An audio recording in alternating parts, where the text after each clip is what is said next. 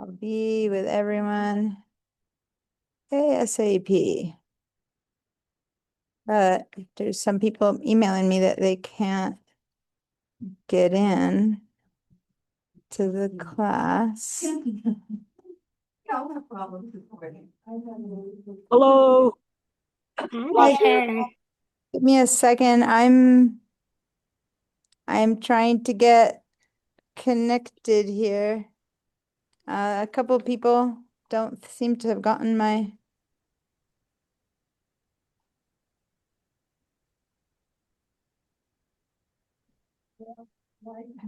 people who were supposed to be on Zoom didn't seem to have received my message.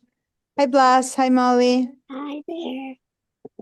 So I was going to have you on the school computer, but I have the PowerPoint there, so I might have to have you here. It's not going to be the way I normally do it, but it should work. Okay. It's just not going to be as, I'll be here, but I won't be here all the time. Okay.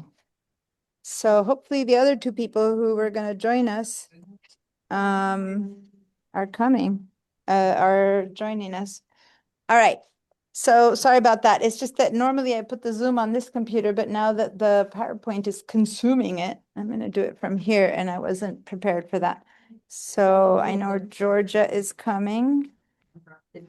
Yes.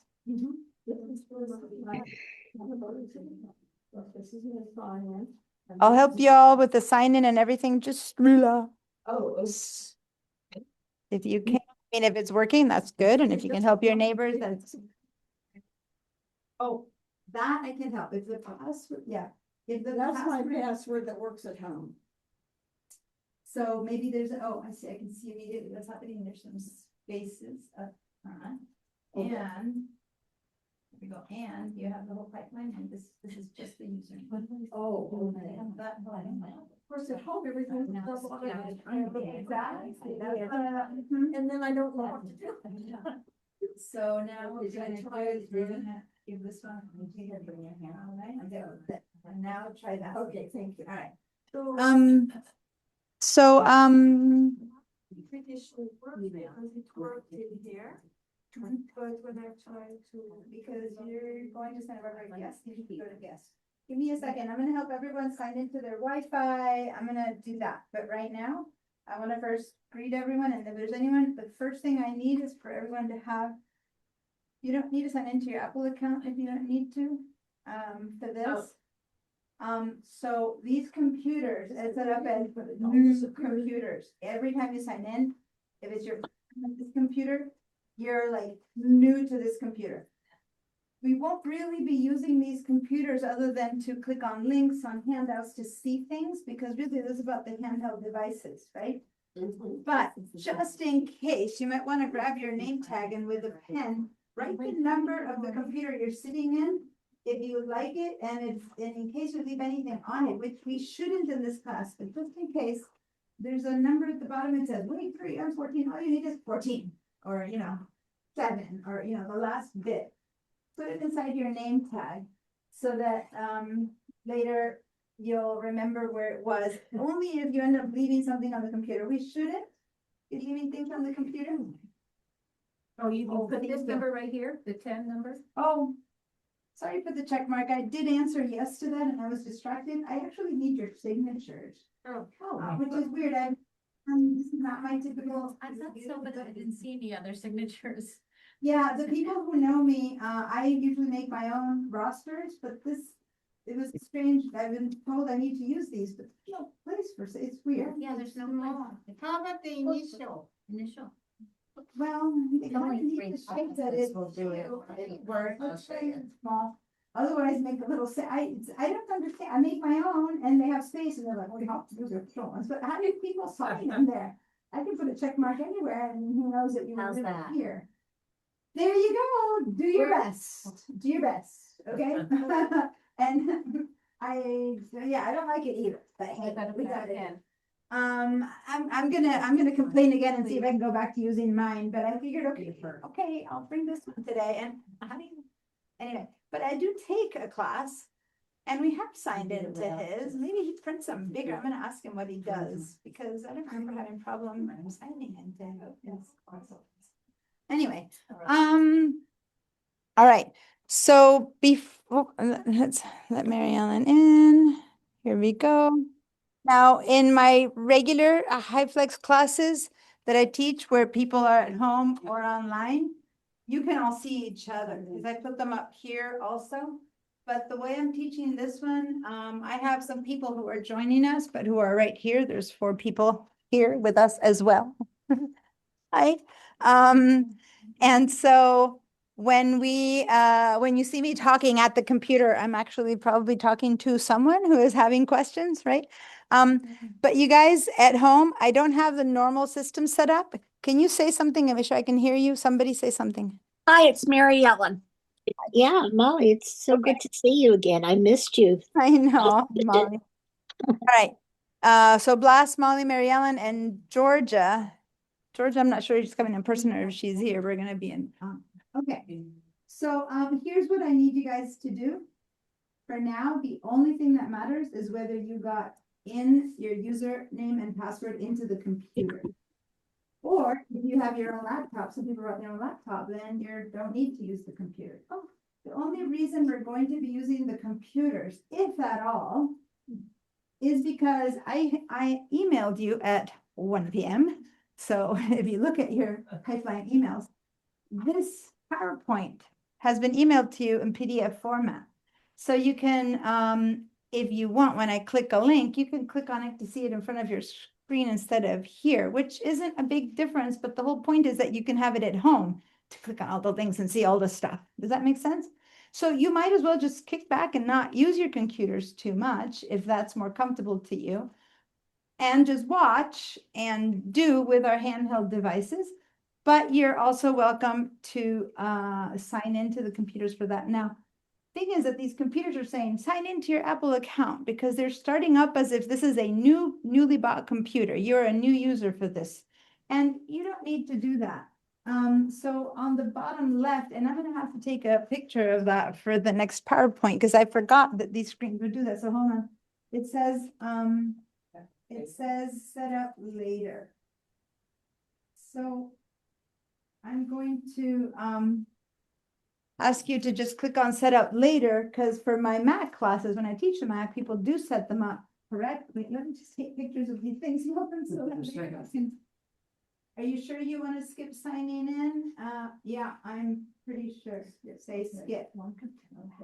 Okay, so everyone do it as we speak. And then it says screen time again at the bottom left, set up later. It's trying to create, if you were to buy a new Mac, oh, I didn't take a picture of that too. Go back. It's okay. Yeah, go back. Yeah, and then, okay, set up later, yeah. Thank you. Now say continue. Keep saying continue, set up later, continue, set up later. Just say choose for me. The colors of the sky. Just say set up later. Set up, keep saying set up later, then keep saying not now. Okay, not now, continue. Choose your look, let's continue. Basically, I wasn't expecting this. I had it all set up, yeah, continue. And then it'll say welcome to Mac. So I forgot that this is how these computers are set up now. Oh, yeah. So I apologize because I had it all under control. And then I went, forgot that they're gonna make you sign up as if they're in your computer. So, what's that? Don't allow. Allow, just say, for that one, you can say allow, it doesn't matter. It's asking you, so I better go ahead and allow you to download it. Set it up.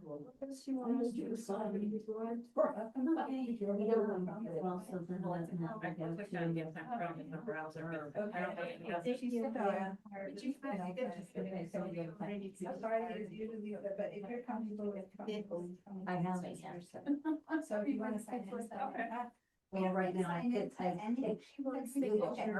So again, is there anyone who has to start this process of signing it. That's the only thing I need.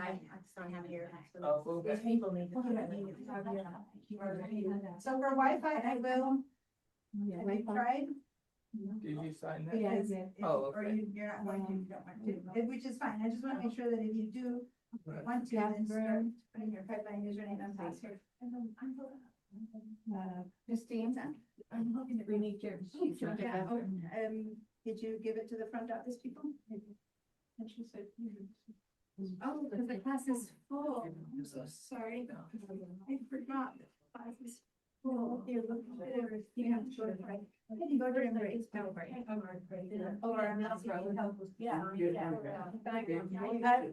Put your name, write your name for the rock. Just kind of fall. Yeah, Catherine.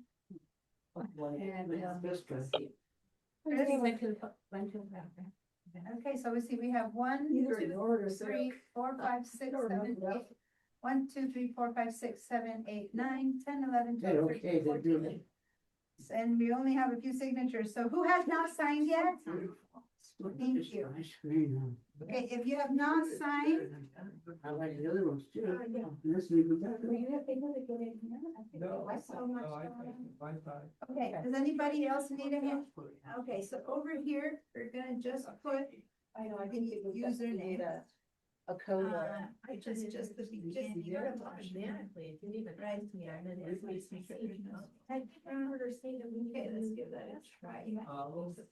I have email of the. It just happened, I didn't even ask anything, I turned it on and I was there. It said SBC. Yeah, it's fine now, yeah, because that, SBCC, yeah. okay, try it again, Marcel. I might have to guess one or this one. Just came up. Yeah, we better, Yeah, which one to use. yeah, but I can't look myself for using them, I can't. Well, I keep using this and it's for that. Upper or lowercase, I'm missing. Thank you. So has, Oh my God, you're really. so remember, if you check marked it, it doesn't count. I need your signature. So if you haven't, signed it, raise your hand and I'll come by. Milton, have you signed? No. Okay, so this side. Yeah. Thank you. And I have to draw lines to see who is Oh who. my God, here's, I finally got it in my Gmail, I haven't been able to get into that for. Well, there you go. I didn't even do anything and I'm making miracles. Diana? Do we go into, or the Wi-Fi? Yes, SBCC. So that's here in our presentation. So let me get this going a little bit. So I'm gonna, how am I gonna do this with you guys?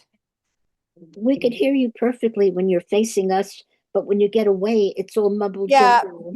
Molly, this class isn't set up as HyFlex. I I see. don't have the microphone set up, so it's gonna be a little bit iffy. Is it better Gonna be that here. I'm helping people sign into their computers, so it's not an issue for now. I'm just telling people how to sign into their computers, so you don't need to hear me right now, okay? Molly? okay? I have microphones that I need to see if you can tell my microphone is set up, but it's not set up for the computer. Did you need a pen? No, someone called me. I think everybody signed that's checked. No, you had to sign it. Yeah, Oh. everyone checked this. I'm sorry. sign. 1, 2, 3, 4, 5, 6, 7, 8, 9, 10, 11, and I counted 14 people. Who did not, oh. I think that's 14. Can you say how many signatures? Yes. See?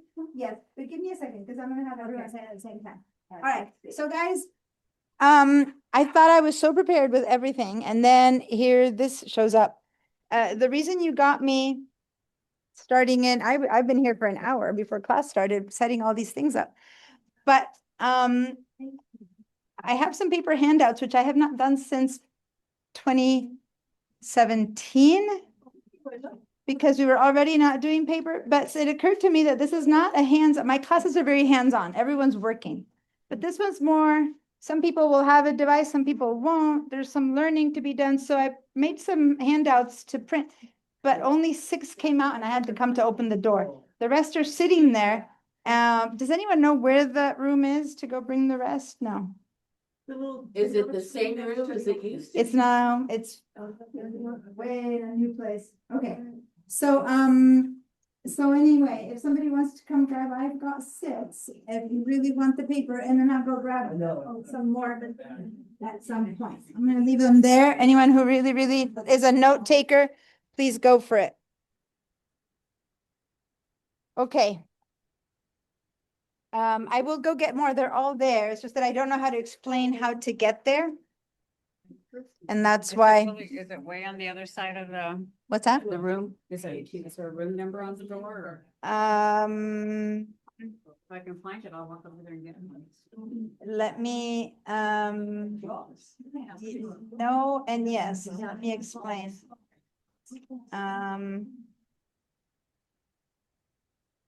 I'm gonna switch you guys to a different computer, okay, you guys, so that you can see the I PowerPoint. know.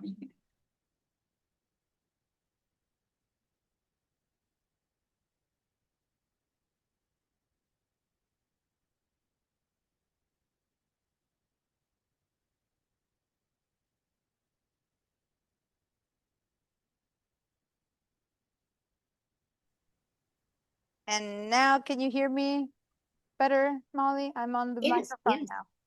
Okay, and I'm gonna bring you guys down because you're way too loud. Can you speak and see if we don't blast everyone? Can somebody at home say something? Hello. Okay, that's better, right? Okay, so they are at home and now I have the microphone set up. So phew, finally I got them going. Yeah, so here's what we're gonna do for the Wi-Fi. I had to get them on so that I could share the screen and they could see what was happening. Let me start the presentation and I will get to the place where we see the Oh, yes. yeah. Oh, I miss her. So I just wanted to honor Norma. You probably, some of you knew her, some of you didn't. I'm sure just everyone did. If you were one of the few who didn't get to meet her. She was a blessing. She was my co-teacher here. We were partners in crime. Room 3, room 4. And this was her class. So how many of you have taken this class with her? Many times. Yeah. Many So, times. but it's one of those that you kind of, every time you learn something new and something different. So those of you who know me, you know me, how I teach. Those of you who don't know me, I don't teach like Norma. We were both great teachers, but we don't Yes. teach the same way. So Yes. I did my best to model a bit after hers, having a handout, which I don't follow handouts too much. And I put it all on a PowerPoint to make it a little bit more attractive. I don't know. We'll see if this works. But what's on the PowerPoint? See, the thing is that what's on the PowerPoint is limited, and then we talk in between. So it's not because it's on the PowerPoint. Like if you look at the PowerPoint, it isn't everything we're going to do. But we all have our ways of teaching. So I'm blending Norma's heritage with me, Yeah. and we'll see what comes out. You guys are the Yeah. guinea pigs, and you'll tell me if it works or it doesn't work or how it's working. But anyway, just really, really miss her. It Yeah. affected me so much when she passed, and Yes. just wanted to. Can't even look at this anymore. I'm going to move on because it really. Whew. Anyway, so first of all, I want to say that what we're here for, and you guys are seeing the group. The group is out here. And you guys were in front of my. You people at home were in front of my. Here we go. So we're going to be figuring out what all the different devices are. Some of you have some of them. Some of you have all of them. Some of you have none of them. We're going to figure out Excellent. what they do. We're going Yes. to figure out. Do you want them? Do you need them? Do you have some that you don't really use, and because you don't know how to use them, or because they turned out you invested and it wasn't so useful? Or do you have it and it's like a gold mine waiting to be found because you Yes. don't know how to use it? So we're going to Yes. figure it out. Some of you will decide, oh, I need to go buy one tomorrow. Black Friday, guys, it's still the prices. And some of you guys will be like, oh, Jesus, here, I'll sell you mine. So I don't know. I'm not going to convince anyone of anything. We're going to have ideas of what things are used for and share experiences and get some things right, some things not. One thing I don't have, and I don't know how Norma taught this, I don't have every single handheld device in the world. I have many, but not all of them. And so I'm an expert in some, proficient in others, good in some, and a newbie in others. But I'm good at figuring things out. So if you have something I've never seen, I'll figure it out for you, right? Or we'll figure out how to figure it out together, which is what matters the most, because it's not about me figuring it out. It's teaching you how to help yourself Yes. to figure it out. We're gonna explore them, see how they work, see if they become something that you want. Operating systems, we're gonna talk a bit about that because you might have a smartwatch, you might have a smartwatch, and they're two totally different smartwatches, right? And you can't, yeah, so why and how come and Right. what's up with this whole operating system situation? And then, yeah, pros and cons. Do we want them? Do we not want them? As I said, for some people, it's manna from heaven, and from some people, it's like, oh my God, and keep this away from me, right? So, and all positions are correct. It's your opinion, your position. So we're not going to make anyone right or wrong for their Yes. opinions on how much they use their device or don't. Some of these can be used as assisted living devices really powerfully. I had a student, I teach Photoshop. I have an advanced Photoshop student who can only move his mouth. And he used a Mac and he was using his mouth to do all the work that able-bodied people were having trouble with in class. He was obviously very technically proficient, right? But with his mouth. So these things are amazing when you really can delve into the depth of them, right? So if there's something that in the direction we need to go to help you for whatever needs you have or someone you're with has, let's look for it and let's find it and let's make them be useful, not just pretty shiny glass and metal objects, plastic, some of them. All right. So basically these are computers. This didn't exist. God, when Norma and I started teaching, the thought of having something more powerful in here than anything we were in front of was a joke. I think she beat me. She was like here like 32 years and I've been here like 28 or something like that. We were like dinosaurs in here. And we're from the time when floppy disks, you know, that's our first Yes. classes. That cupboard Yes. held students' floppy disks. The cupboard is still there. Yes. And up until this remodel, guess what it held? Floppy disks that no one had ever cleaned out. I swear those would go to a museum, right? But now we have something tremendously much more powerful in our hands. And does it do too much? Does it do too little? What do we need for?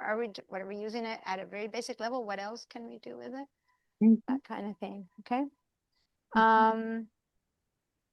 So I'm going to give you a bit of an idea of what these things can do that I wrote down off the top of my head. And then you guys start looking at the list and think what you do with things and see what I didn't mention and what else you would, or things that you would like to do. Make phone calls, of course, they're called phones, haha. The least of what they do is a phone. But you can also browse the internet, right?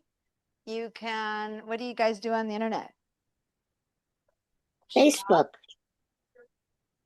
Do research, some Facebook said, Molly, you guys,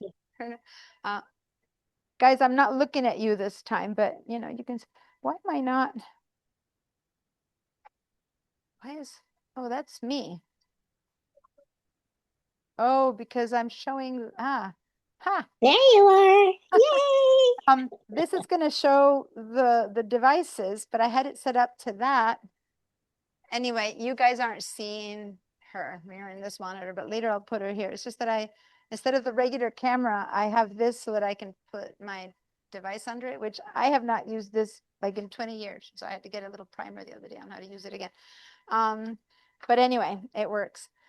So yeah, on the internet, we shop. Does anyone watch movies? Yes.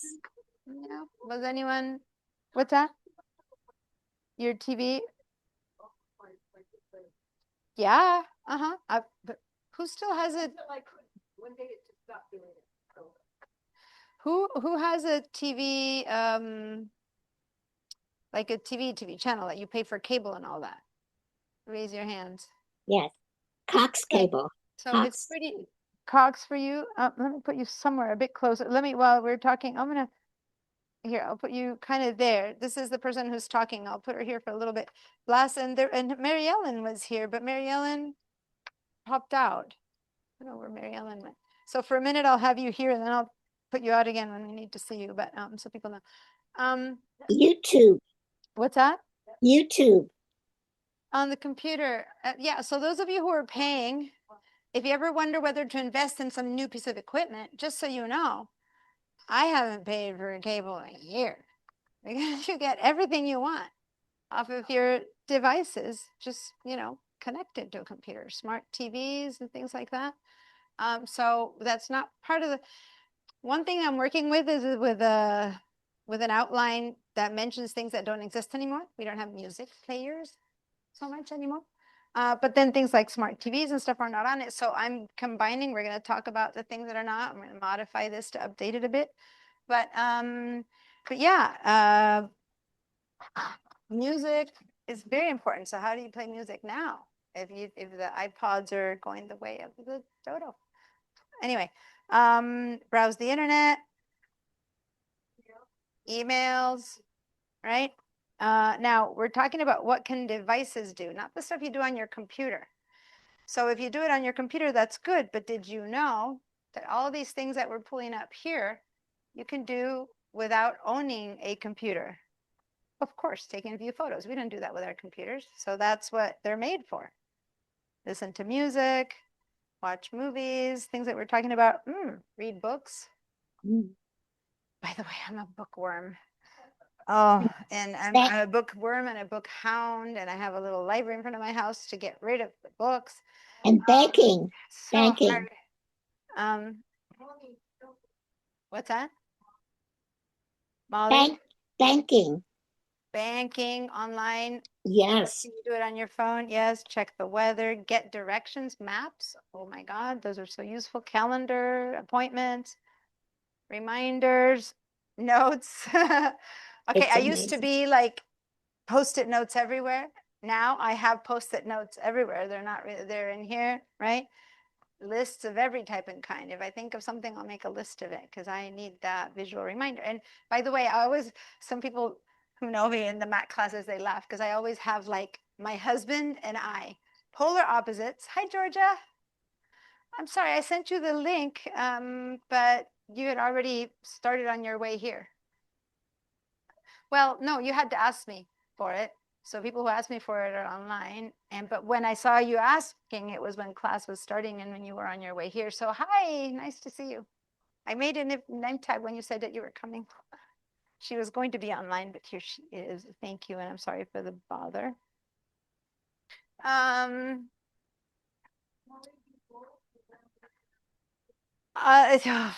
Officially, no. So don't tell anyone in the front office. Yeah, well, no, there's good and bad, there's lots of reasons why people can be on the computer and attend classes that they couldn't otherwise. Hi. I'm not going to say yes or no, but the whole point is that this class is not online. Some of my students who really wanted to take it in current classes, they are totally fine. Zoom is not an issue. And they begged, and I said, okay, but shh, it's undercover. So don't say anything to anyone. I need to reset it up so that the next time I teach it, it's officially HyFlex, but that's why I'm kind of, so no, I'm doing it as a, plus, I don't know that people online are going to be able to see this stuff as well. The devices and stuff. We'll see how it works out today. You guys at home, tell me if it worked out for you guys. It's wonderful. When It's the great.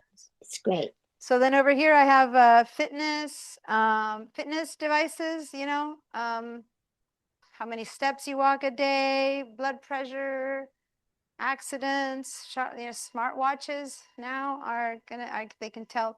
In the news the other day, a father and a son's car crashed and the smartwatch alerted 911. They got saved because the car burst into flames right soon after, right? Not to say that it will always work, but translate. I was just traveling, right? And fortunately, I traveled in a place that I had no issue because, some of you don't know me. I'm from Argentina, so I speak Spanish, it's fine. And I was in Spain traveling, so I didn't need it. But I saw a lot of people on that road who didn't know Spanish, who were like you know, their phone, talking. You talk into the phone, it talks to the people. You point at a sign, it says it to you in English. Like you point to a menu that's in Spanish and it translates it into English on your phone. I How mean, wonderful. whew, right? Currency. Yeah, it's just amazing stuff. Yeah. Amazing. I think this is one of those things like it's a bit ongoing. As people start taking it, you figure out what has, and I don't know what you have or haven't seen to death with Norma and what I'll present. This is like the first go around and it's pretty beginning as far as knowing what you all do and have. Anyway, so these are things that I thought of. Play games, join Zoom meetings. So actually the next page is for you guys to tell me what else did we not say. And I'm going to write them here. You just mentioned Zoom meetings. What's that?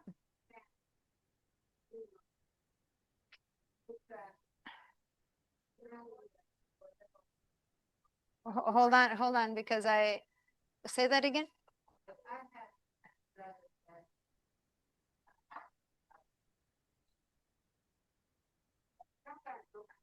Documents, scanning your documents with your phone. Oh, Adobe. Yeah, you can scan Wow. documents and QR codes. You just point your camera at them and you find out, oh, the other day I was scanning barcodes with an app that for nutrition, and I was entering the food that I was eating, and I just got in the barcode, not even QR codes, the barcode of the box, and all the nutrition pops up. It's amazing. Yeah. Yeah. That's one thing I have to learn. I don't understand the barcodes. Oh yeah, as a wallet, you don't need to carry a wallet anymore. Yeah. Explain that one. To get cash back. Overpay and you get cash back. I have learned something today, you guys. I guess like you would with a card or. Oh, thank you. Exciting. I'm gonna write that one down. Could you repeat what she said? Get cash. Yeah, sorry. Thank you. That's true. You can get cash back just like you would with a card. You go get cash back.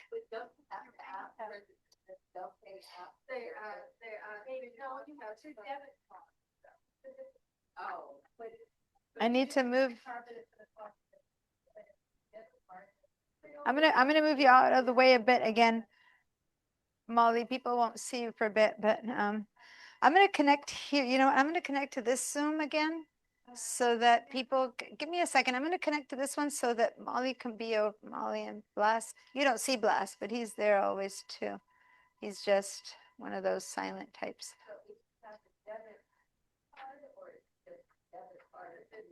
Depends on your bank. It's probably if it's a city card, then you gotta get a city app. Oh, okay.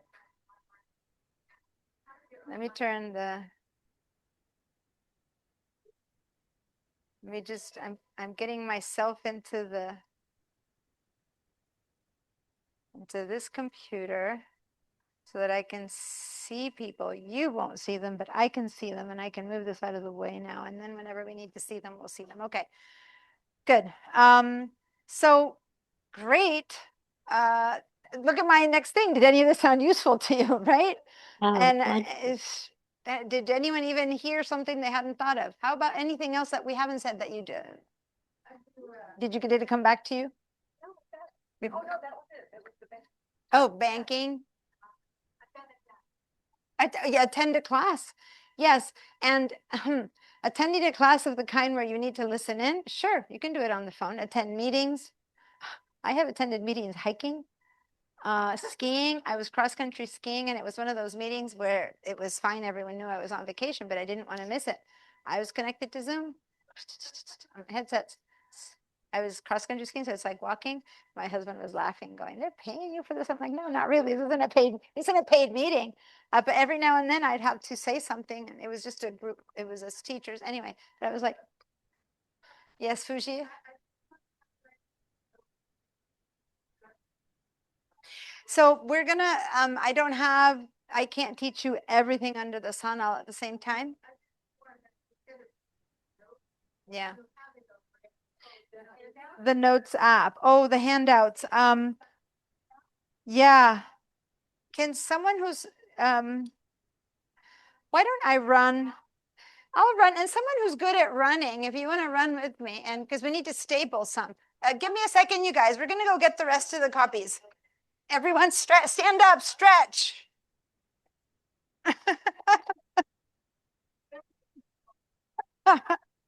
Well, you don't have to run, but then it's someone else I can send to go get the copies next time. This is where the clear. No, yes, I couldn't figure it out. So I have a stapler in hand.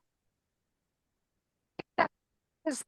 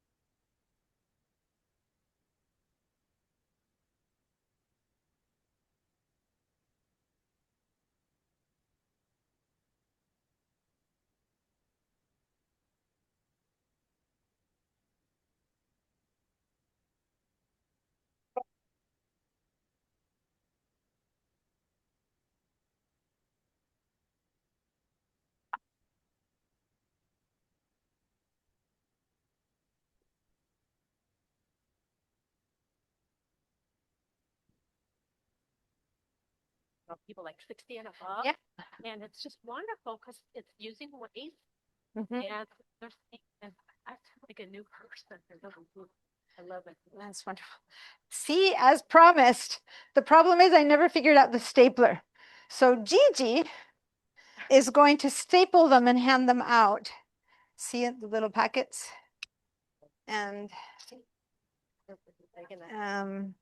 yeah, because I did the 6 that I did. And it's in the, I mean, you have to go, it's behind, it's weirdest place in the world. They could not have told you where it was, the room. And we went fast, and I was trying to, you guys were waiting outside, and I'm like, how do you get it stapled? I said, okay, I'm just run the copies. Run the copies, we'll staple them. Save one for me, So- okay? What's that? Save one for me. I'll be there on Wednesday in person. Okay, and I made 20. I don't know how many people, yeah, we're fine. I can make more, but we're not more. The rest of you, we're fine. All right, so don't worry, she'll staple them and pass them down. So y'all relax. Let's keep going with the class. Don't focus on Gigi, focus on me. Woo-hoo, over here. Sometimes it's focus on your computer. Right now it's focus on screen, not really me. Okay.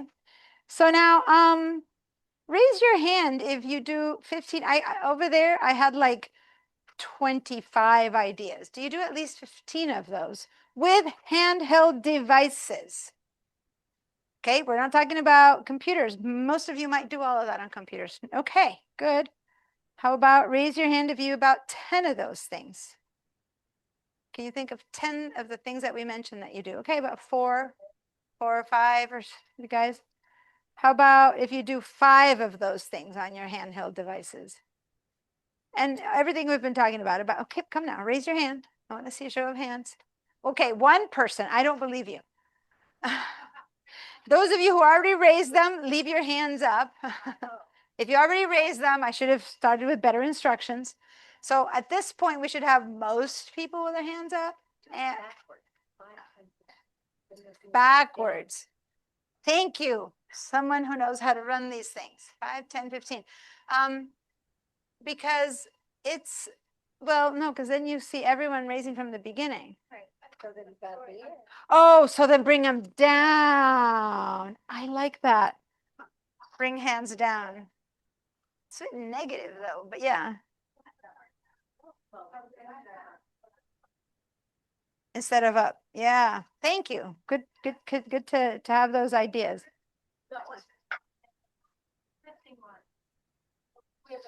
Yeah, that's fine. Bring them here because last one's fun. And yeah, I just knew, I was pretty sure that I didn't have that many. Do you want one? Oh, I thought of one more. Yes. Can you think of anything else that we haven't mentioned? Yes. Flying. You have to get on the airplane, the thing that you use to get out. There you go. Boarding pass. Oh, the boarding passes. And you know what? It's the same. It's the tool called the wallet, the same that you pay things with, the same that, that's the wallet. And I'm going to use one myself to take notes. Like, for example, hands down. My United app. Me too. Okay. Yeah, because I'm trying to put stuff on wallet. I can't do it. So can I ask a question?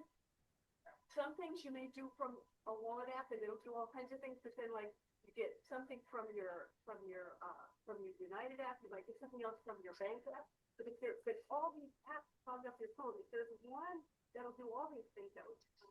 Oh, it is. Are you a Mac or a PC or Android? Android. Okay. So I have to say something. Disclaimer. I even wrote a note, make a disclaimer slide, and I didn't do it. I'm a Mackie, okay? And you will constantly hear me telling you everything a Mac or an iPhone can do. But what I'm looking for is for you guys to tell me the wonders of the Androids that I am unaware of. I know how to use an Android. Yeah. But I don't like love it and know everything in and out. I can live my life. In fact, I taught a class of how to run your business during COVID. How to run your business on your phone. It was the first time people had to they didn't have computers, it was for gardeners. They didn't have computers at home. Everyone has a phone. It was how to invoice people, how to run your time. You can do whatever you want on your phone. And I had a co-teacher who was the gardener, and he was an Android person, and school gave him an Android and me an iPhone. I've always wanted to clone you and make an Android version. And these are the two that they gave us during COVID. My iPhone 10 and my Galaxy 11 Android. And to this day, that's the Android I have. It's been requested. I need a new one to teach this class. And they are getting it for me. But remember how this took 2 years to remodel. During COVID, they had COVID funds and they brought these two. So those are the two I teach with, but they're getting long in the tooth. So I want you to tell me marvelous things. But we have a app called the Wallet on the iPhones, where you put I was traveling. I would buy tickets to museums all over where I was heading towards, boarding passes, of course, your credit cards, tickets for the bus to just swap you don't swap a card, you swap your phone on buses and the train. I mean, it's all one app, the Wallet app. There may be a version like that for Google, but I kind of think Google for everything. But I'll bet you that's got maybe Google. Well, that's the thing, is that Android is Google. Well, it isn't only Google, but they use Google's system. So, and Google is very invasive of privacy. And so I don't want Google, which is why I want Androids. No question is dumb, a dumb question.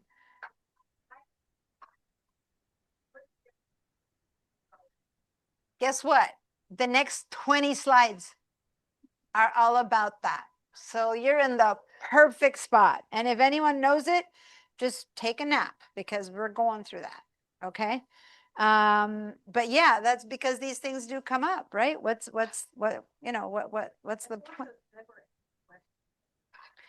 And it can go deeper and deeper and deeper. So, but I'm treating it as a beginner here on this slide. So your perfect question, Catherine, bear with me. Repeat the question. Yeah. The question was, what's the difference between Androids and iPhones, or iOS is what we're going to talk about, the operating systems. And so at the very beginning, I brought up the word operating system. We're going to talk about that quite a bit. Yeah. Yeah, when you do, already whatever stuff. I'm afraid to use the phone because what if somebody hacks my phone? I don't want to get my phone. Yeah. So what if the security don't? And this is a great question that we're going to go up and down on forever because A, they could have stolen your purse, get your credit card, take your phone. They have to have your password or your face. So which one is safer? At this point, the purse or the wallet is gone. The cards are being used, right? Without any permission. No one checks the signature anymore. Until you call and stop the card, they can buy anything anywhere with your numbers. Your cash is gone. Your IDs are gone. On the phone, I hope everyone has it locked with a passcode. And that passcode, or your face if your phone does Face ID, or your thumb if your phone does thumb, depending on what version you have, is crucial. And if you have people around you that you don't 100% trust, they shouldn't be able to open your phone or your computer. 100%, like with your life. Otherwise, keep your password to yourself. Because yes, when someone gets in there, they can hack it. But a couple of years ago, I found an iPhone. We were bike riding back roads of Goleta somewhere. Came down the mountains, and I found an iPhone. Tried everything. I went to the Apple store. No, there's no way they'd know who it is. I went to the police. They'll never be able to find who it was. That no one wanted it because there's no way, unless you have to be some kind of a hacker or something, and then you would kill it. You wouldn't really get into the. Fortunately, it still had batteries. And one of the things that iPhones do, and I'm pretty sure Androids have some version of it, is that the guy was a firefighter from San Diego. He'd come here to hike with his girlfriend. And there's a thing called Find My Phone that you have, right? And I have it, and I have those things. And there's these things called AirTags. There's all these things I'm going to show you. And so he pinged it, and he was able to come to my house because the map showed him where it was, knocked on the door. And this guy, I'm like, who are you? I'm like, I'm the phone. I'm like, oh my God. I didn't know what to do with this and how to return it because I couldn't get into it. So for better or for worse, that's my experience of it.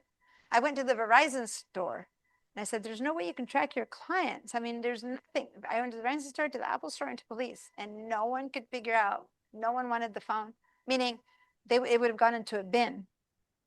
And so I was like, what'd I do with it? Thinking, oh, I'm going to save someone. I'm going to give them their phone back. I couldn't give them their phone back. They knew how to use their phone in such a way that they were able to recover it because they knew how to Find My Phone.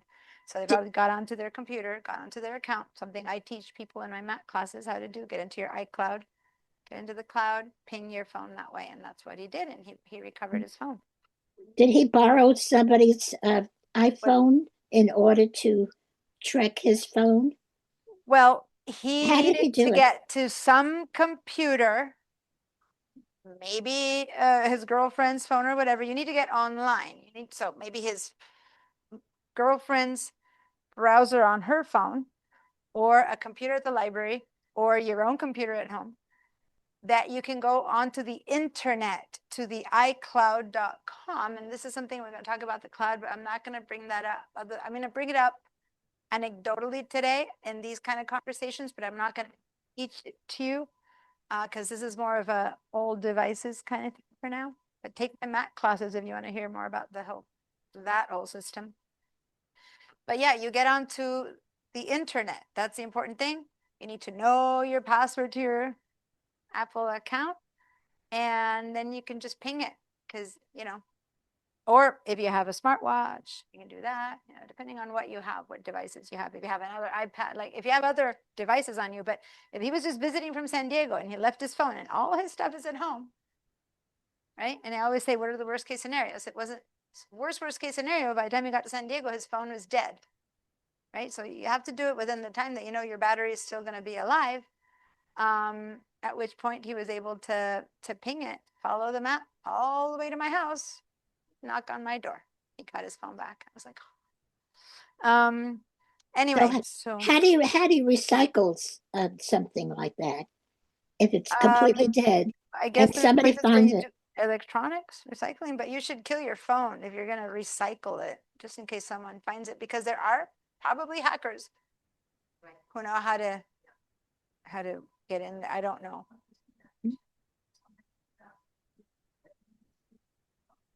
No, there used to be something called a SIM card in phones, but that was just your phone, like Verizon, AT&T, whatever phone companies you use.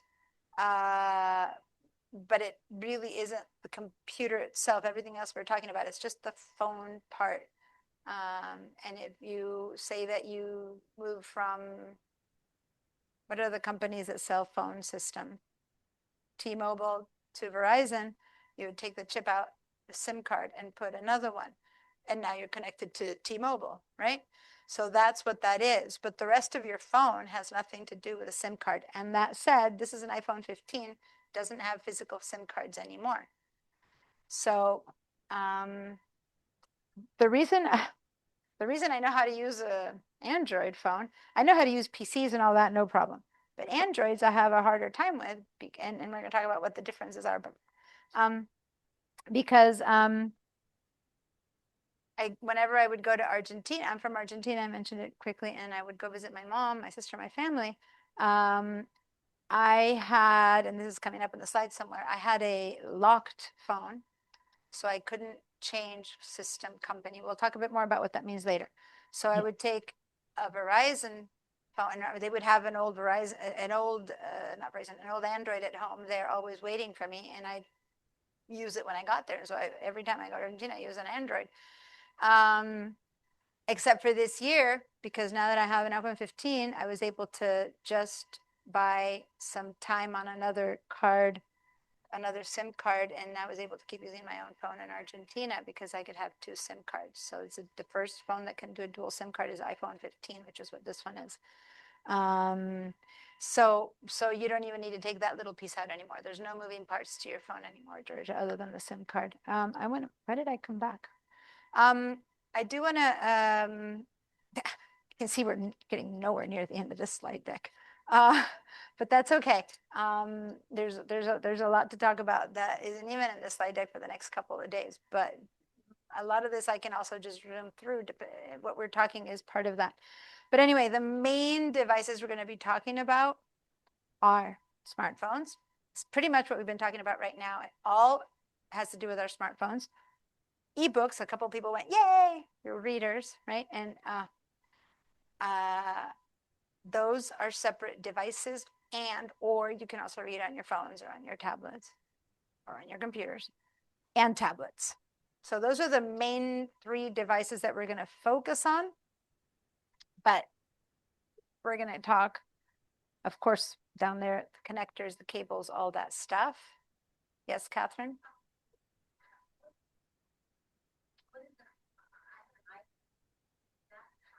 It's a tablet. Yep. So who has an iPad?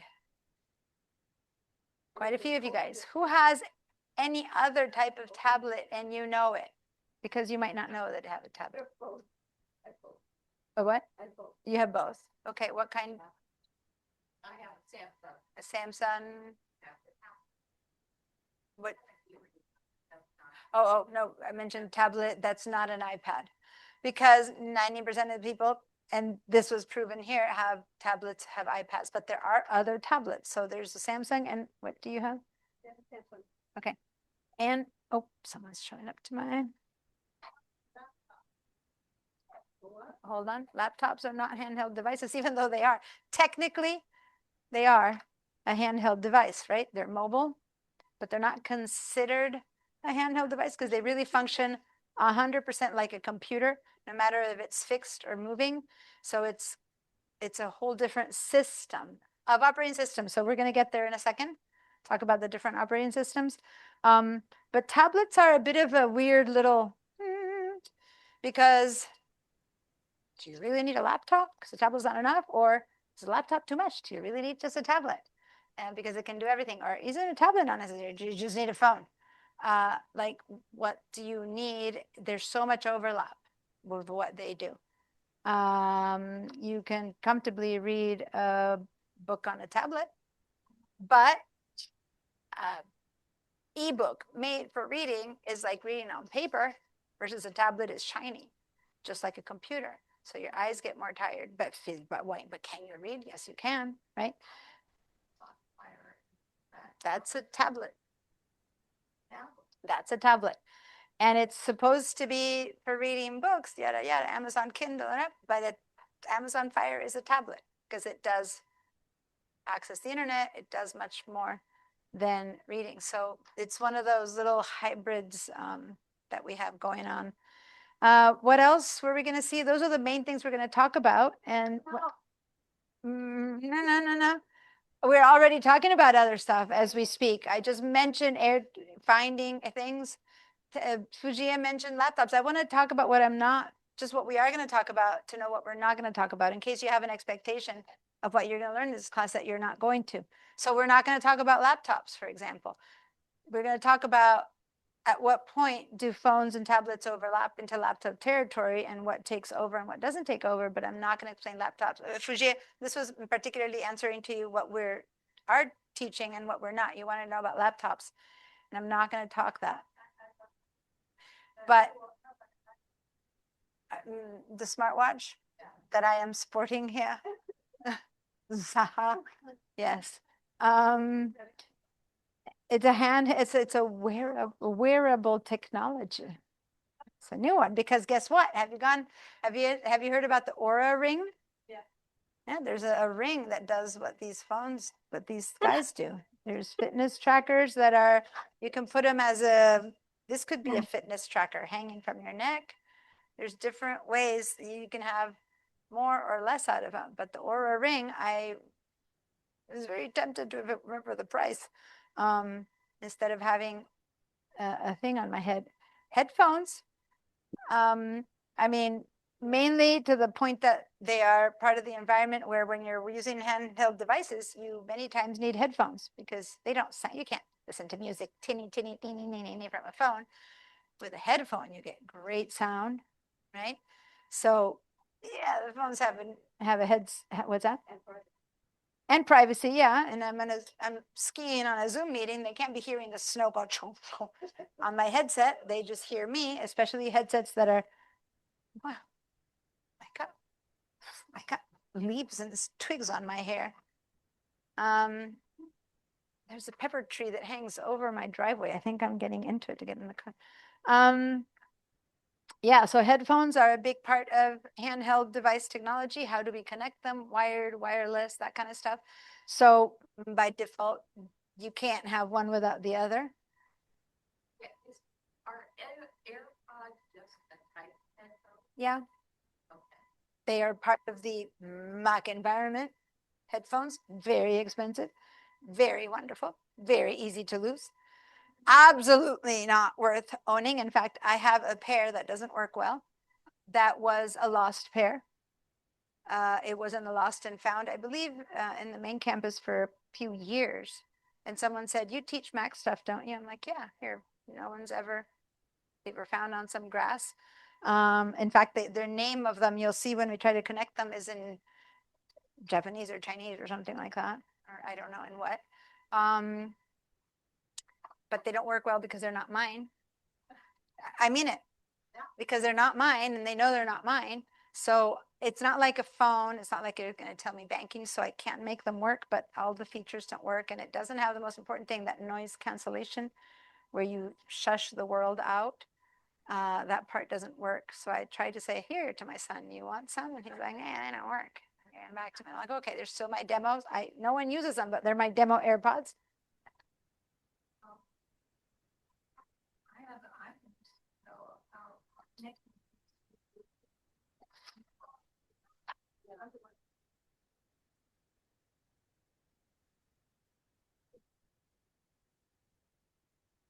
I got gear. I got gear. And guess what? These are all cables. And guess what Bluetooth does? No need for cables. No need for cables. So we're going to talk about that. But yes, definitely it's part of this conversation. And headset, headgear, right?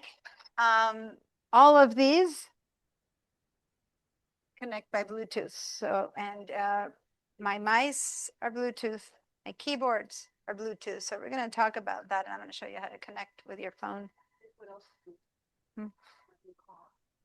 Which I can't, it's not really new, but it's new to me, and I have to figure out how to hook my phone.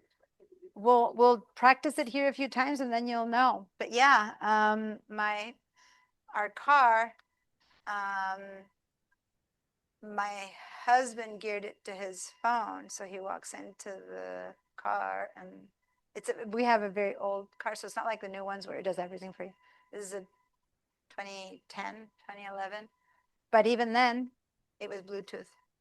That's 15 years ago. So Bluetooth's been around for a long time. And it does Bluetooth, your car? Yeah. Okay. I'm just interested to know if I can get my fire to work here.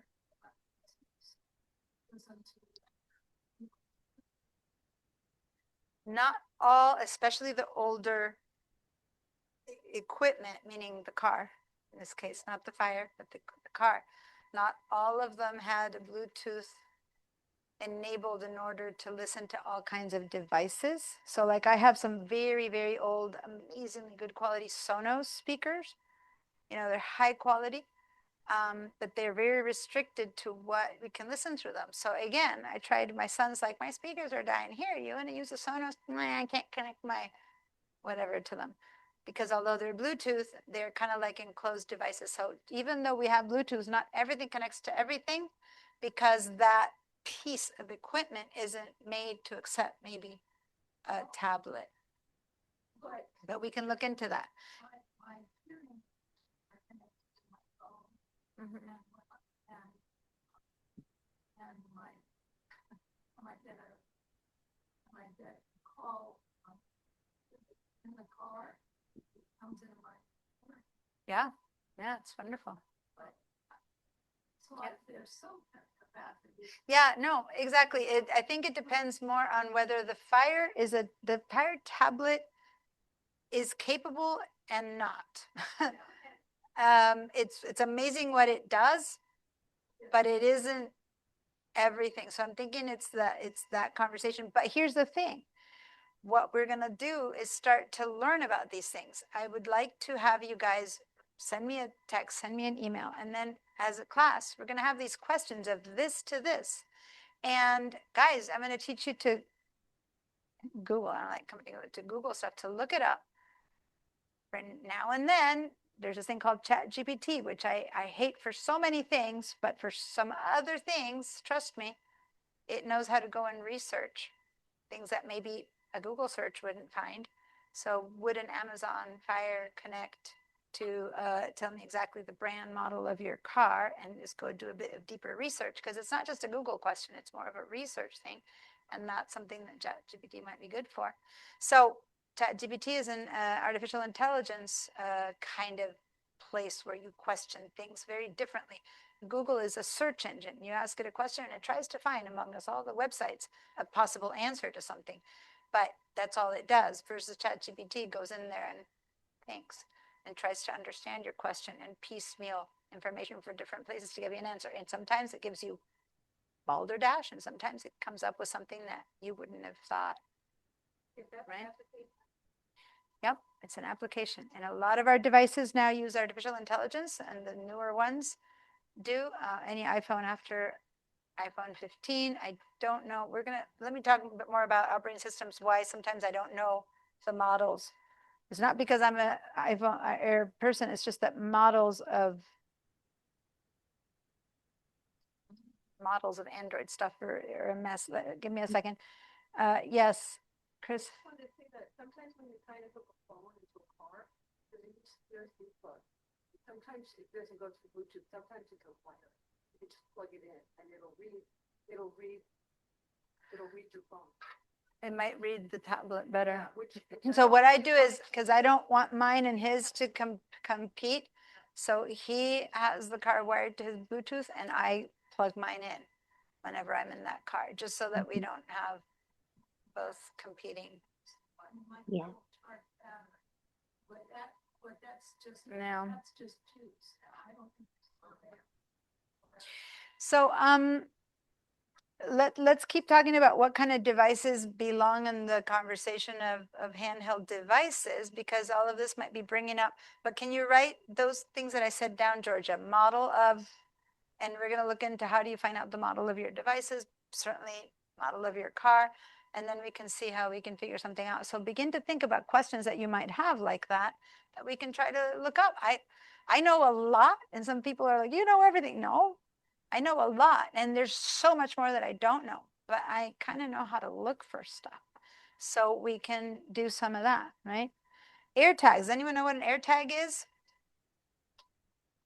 In fact, aha, here is one. But I did not buy it for my keys. I rarely lose my keys, although I did last week, and I had, but I had separated them like this. So guess what part I lost?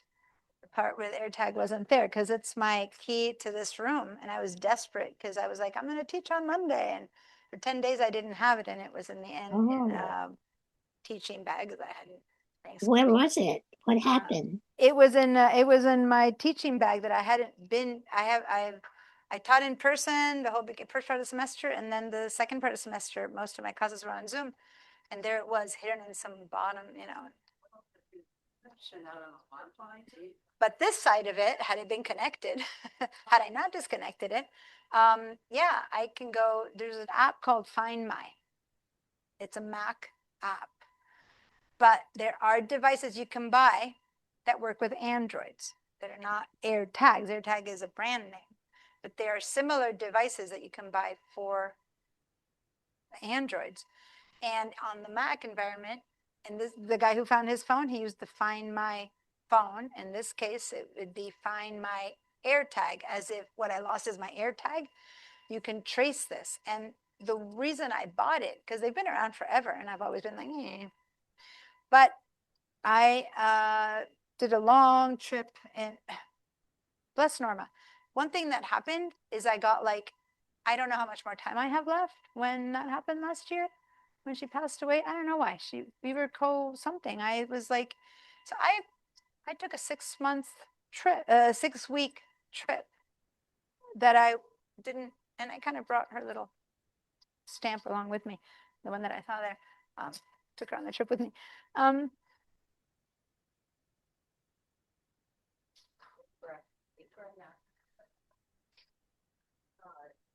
Anyway, let me take a little drink here. But in part, it was because of that. And so I had to take my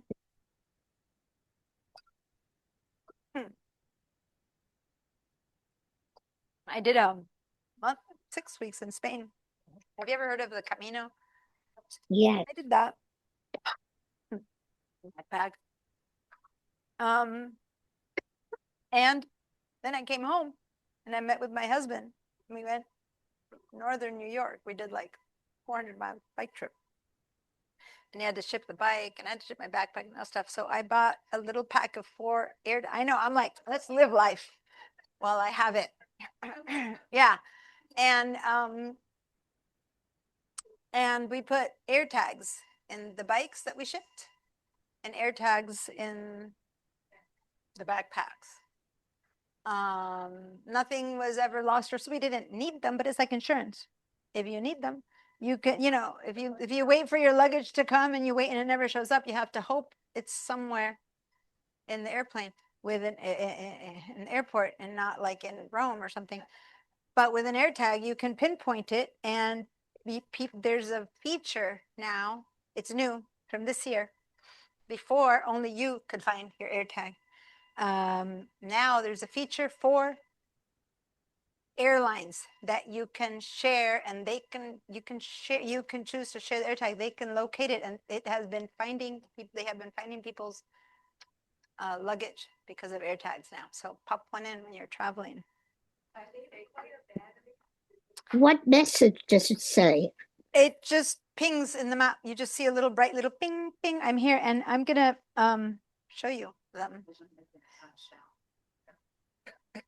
You can. You can. I think since I'm next to it, I don't, let me see. Let me see if I can. I'm guessing at this, okay? So it's not, let me share. And this isn't about teaching your air tags yet, but since this is a question and Yeah. let me, ladybug. Here's the ladybug, which is this thing. Hold on. Ha. Oh, ladybug. I've Practiced never it the had other that. day. I practiced it. I came here. I had to.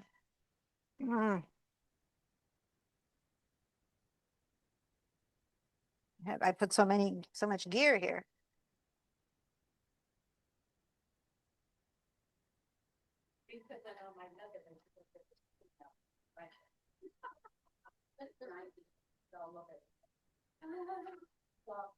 I need to figure, I'm going to practice this one a little bit more, you guys, because the other day, oh, the lights, we had to figure out a place where the lights weren't hitting it. It's the problem that right now we have lights on it. Oh, great. But, and it's not in focus. Is it too close?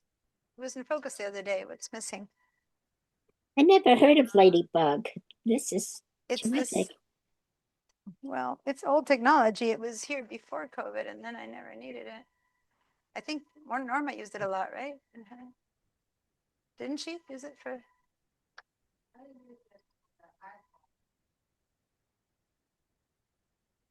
Well, anyway, so let me go to the Find My. There's the app, Find My. And see how I can find, wait, I should be able to, I know I can write on this. See how down here, I need to figure out a better way to show this. Hold on, this isn't showing well. That's a bit better. Is it too near? It's out of focus.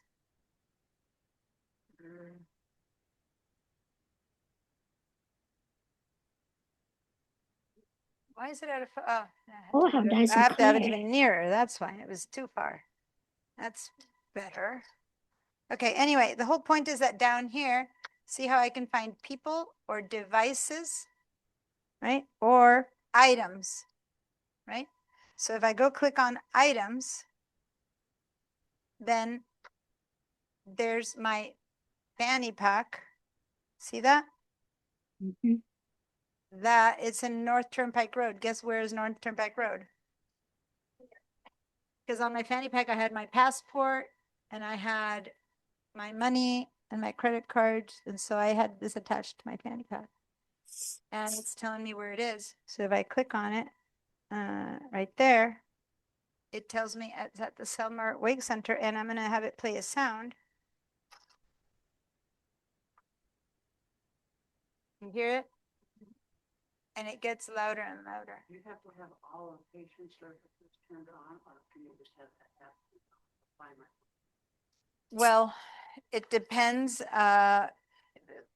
So part of the settings is when you want location services turned on, and I'm very much into privacy, and I don't want location services on everything, but some things need it. The whole point of the Find My is to find things. So for the Find My, you definitely need location services turned on, but you can choose, pick and choose which apps get to know your location. And so both Mac and, so we're going to actually, that's one of the things that we're going to be doing relatively soon. So you had to register. You had to register your backpack on No, that. I had to, where was I? Hold on, because it looks like I went back. I was here. No, I was here. I was here where we mentioned AirTag. So you were just finding something. Yeah, the phone. You found her phone or he found your phone, right? And by the way, they're a couple. It's not like you can find anyone's phone. Just, I need to explain. No, because then it's like invasive. No. They have each, like I have my sons, my husband's, my kids. Look at, you saw there's some names. That's my family. I have their locations. So I can find them. And so they just found each other, but it's not like I can find you or you. So it's not invasive in that sense. When you turn on location, it's only for your, and I can't say this enough. All your devices need to have a good password that only you or very, very loved, trusted people know, because then they can find you, they can anything you, right? Mhm. On your, there was an option that fair air tag, did that work, or example, if it was on your luggage, on your airline being. Yeah. So both my husband and I had two with me, one with my backbone, my fanny pack, and one with my backpack, and he had two on his bike and on his, wherever his wallet was, one of the panniers or something. And so if perchance I lost my phone and couldn't find it, if I could reach him, I had shared the tag with him, so I could search for his tags, he could search for my tags, just like they just search for each other. Great. So if you give permission for someone to search you, Uh-huh. okay? Now, when I So, go home, if I had searched the same tag when I'm home, it would have said it was at home, or, so that's what these things are. so to get on the program, you have to go to Ladybug. Sorry, but only Apple people can use this. But anyone who buys this and has an Apple device Yeah. can use an AirTag. You just, I found one near your doctor's office, and I thought, look at the air tag, I left it on the sidewalk because that belongs to somebody, and they're probably. hopefully they went back to find it. Yeah. Yeah. But So, the AirTag, I think might be transferable. Like, I think, because I think an AirTag might be transferable, because it's not like there's nothing private about it, so to say. Not like a phone that has all your data. But you need to give it, like, I can say I don't want to use it anymore. Let my son use it, so I can disconnect it from me, mhm. have him use it. You know what I mean? But it's not like if I find one on the ground, you don't find it. We're on we're barely on page 3. Page 3. Okay, not even midway. Slide 9 of 100, guys. Where can you buy AirTags? Online, Costco, Best Buy, Apple Store, anywhere. Smartwatches. What's that? Who wants to know about the ladybug? Who wants to know? Oh, you went on Ladybug in order for us to look what you were doing. So It's I'm gonna leave it there. It's a piece of equipment that it's a camera that points to my phone. It's called Ladybug, is the brand name. Because it looks a bit like a ladybug. Here, can you see it? No, you don't No, have it because on. you can't see it, because you are seeing itself. And I can't take it there because it's connected. So you will have to just trust me that there's something called a ladybug. It's like a lamp. It's a lamp. It looks just like a lamp, but it's a camera. All right, so smartwatches. Anyone who's wearing one, raise their smartwatch hand. Oh, come now. Someone else? I think back there you had raised your hand. Fuchsia, you have a smartwatch? That's a smartwatch. That's an iWatch. They're not called iWatches anymore. They're actually called smartwatches. Anyone else? Okay. So I'm gonna buy it. My Timex just broke. Just your stopped. Timex broke. Well, there you Yeah, go, so Molly. Time to I'm buy a a smartwatch. bazillions of dollar more expensive smartwatch. You have to tell Now, me more about it. What to buy? I need to talk about the smartwatch thing. I have been happy my entire life with a fitness tracker, right? Which is what comes next, activity fitness trackers. Because I really wanted it to figure out how much I moved and how much I slept. My big issue is sleeping. I'm a person who, not because I can't, it's not insomnia, it's because I stay up till ridiculous hours. And then it turns out that my median amount of sleep per day is about 4 hours. I'm like, that's stupid, because I'll be like up until No, no, it's not a medical thing. It's because I'm a night owl and everyone is shut up and I can get my work done. And when I hit the pillow, man, I sleep, but then I have to get up to work or something. So so I really at one point I decided I need to do something about it. I went from 4 to 5 hours. I was going into 5.5, and then my fitness tracker died. One more thing we're going to talk about. It has good quality cables. I had a fitness tracker and I bought a cheap charger and it burned up. And it burned up the cable and my phone. So one of the slides says, beware, beware. It does happen. So then I went without for 1.5 years, and now I kind of just broke the piggy bank and bought a smartwatch. And I'm trying to decide if I want it or not because I still have 30 days to return it. Is it more than 500? No. Oh. Yeah. No, there's more. There are more. Yeah. So anyway, so I figured, guess what? I'll use it for the entire class. So for this week and next, for all the demos, and then I'll decide if I'm keeping it. So we'll see. Because I've had one, I bought one, same thing, about 4 years ago, thinking finally. And I discovered it wasn't worth it. Didn't need it. It needed to be charged. It wouldn't last even a day. That's not good for me.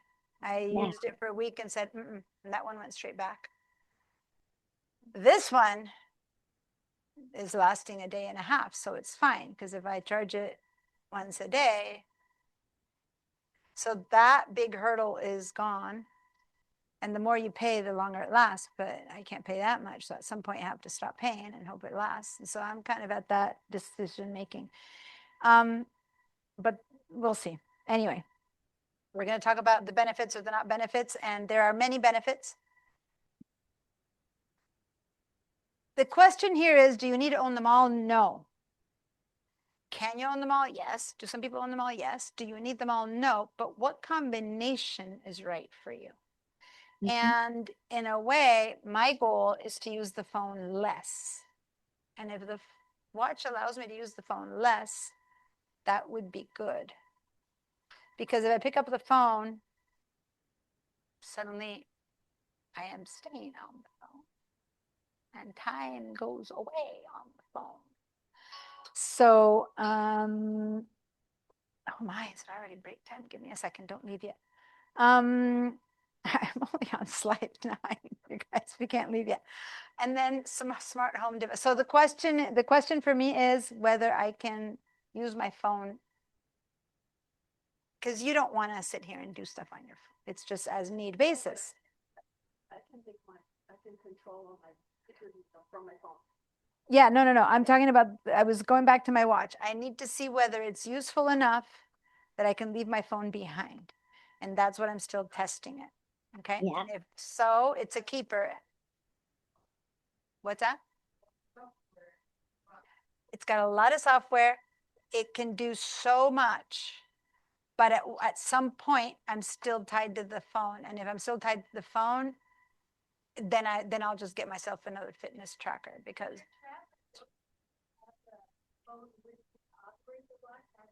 Well, that's why you still have to have the phone, but you can leave it at home and go for a hike. You can go for a walk. You can still answer texts. You can do a lot, depending if you buy it with or without cell phone service. So we're going to talk more about that, but that's the idea. Do we need it or do we not need it? I don't think I am.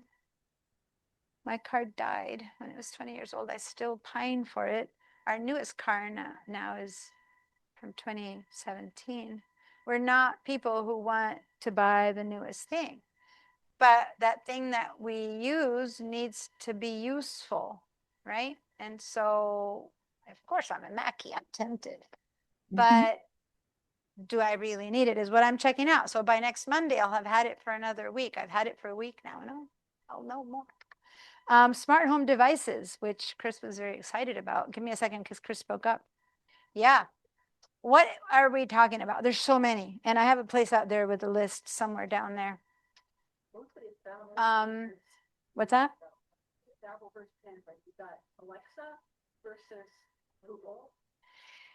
We're going straight to that question right after this, but it's basically the world is divided, parted, the waters have divided, and there's two different systems. And at some point, you got to go with one or the other, or you'll always be using both. And then some devices work with one, some devices work with the other. And I'm not saying you have to tie yourself to Mac or tie yourself to Android, but it works better within that environment. Still, many people who have Macs own Androids, they come to my classes. Many people who own iPhones and have PC computers come to my classes, and it still works, but it's not as smooth. So smart home devices, it could be as simple as a smart plug, which you plug your lamp in. So then when you're visiting in New York, you can turn the light on and off so it looks like you're home. I personally have a smart plug outdoor. We have an electric car, a little Leaf. That's my 2017 parked out here. And you know how electricity is expensive between 4 and 9 p.m. So we have a smart plug, and I have it scheduled, and it gets no electricity between 4 and 9 p.m. And at 9 p.m. it gets electricity again. We never have to go out there and turn it on and off and on and off. And it's outdoors, so it's not like we could have one of those like pin to plug things, because this is real power. So I have a smart plug on that, and I control it from my phone. And in fact, I can control that, I noticed, from my watch too. So we had a couple of other things that are plugged in like that you don't want to have to be controlling all the time. People can think that you're home because you have a schedule on things. So that would be smart plugs, for example. Some people have the whole shebang, smart laundries, and they wash from home, smart oven, smart refrigerator. What can a smart refrigerator do? Make ice. I don't know. Control the temperature.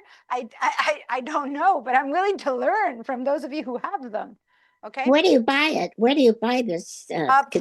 Costco. Yay! Costco. Wherever you buy them, whenever you start, Costco in the lights aisle, they have a whole 2 aisles of lights. Half of them or more can be controlled by your phone or your watch or your computer. And not all of them can. That's why I'm learning. What can this thing really do? But yeah, you just buy them and you think you just bought something normal, and you go, oh, it's got Wi-Fi. We got during COVID, we got some air fan things like that, smaller ones, whatever. No, those things that, oh my God. Purifier, thank you, air purifiers, the thing the air goes through and gets clean. And we bought them at Costco, and it turns out they are Wi-Fi enabled. And what that means, you can turn them on and off from your phone. I didn't buy them for that, but that's how they come now, right? So it's almost like it's part of the new things that you buy. Of course, you probably pay more for them, and a lot of the stuff is from the thrift store, so you don't. But if you start buying new things, they kind of is how they are being made. There's things you can control. You can tell the washer to start and stop. Where do you find it? No, where did you find it on the phone to control it? Yeah, so the company will be the company that makes it. So application to the app? Whirlpool, I don't know, Whirlpool or whatever company makes the washing machine. And you download the app called Whirlpool, and you open it up and you connect and you say, turn on, turn off. I don't know, because I don't have one of those. But I do have other things like these lights. No, it's the app. Like I have, here, let me show you guys once again with the ladybug. Yeah. Yeah, so whatever brand, whatever you own. So this here is my app for utilities. I'm telling you that I'm not. This is my FEIT, that Fate. Oh, I still have that. Let me clean the. So see that thing there, FEIT? Yeah. That's the brand of the lights. Costco sells a lot of these. And I bought them at Costco. So you download the Costco app, and there we go. And there it is right now. It's 2:36, so it's on, but I have it scheduled so that it'll turn off every day from 9 to 4 p.m. It'll be off, and then it turns on again, right? So that's it. And then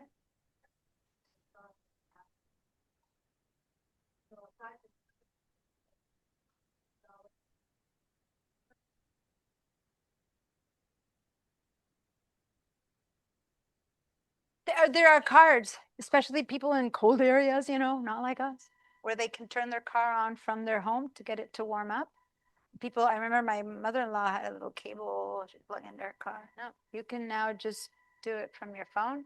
So these are apps that belong to the companies who make these devices, right? Yeah. You have also some devices like Apple has this thing called the Home app, and Google, Alexa, where you can say, Alexa, turn on warm up my car, or Alexa, turn on the laundry. It depends if the app that the company that made it, if they made it internally and you have to download their thing, like I just showed you, or if it's also like Alexa enabled or something like that, and then you can connect it to Google.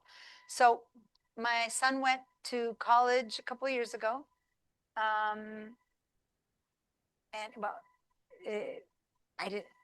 He was just a kid in our house, and off he went. He was in Berkeley, and we went to visit him, and I walked into the house, and he walks in and he goes, Google, turn on Scott. And I'm like, what? And the lights turned on. And I'm like, what? Google, turn on. And I'm like, huh? And it turns out he had all his light bulbs in his house. He had a little Google Home thing. Instead of an Alexa, it was a Google Home. And then there's the Apple Home, and then there's Siri, and there are all these people that you talk to. He had Wow. named each one of his lamps, one of his favorite authors, Scott, and whatever. He's a writer, and he named different lamps, different names. And so he just said, like I called, you saw, mine was backyard porch. Very obvious which one it is. He had named it Scott and Michael. And so Google turn on, and as we walked in, the lights went on. And then at night, okay, good night, Google, turn off Scott. The light went down.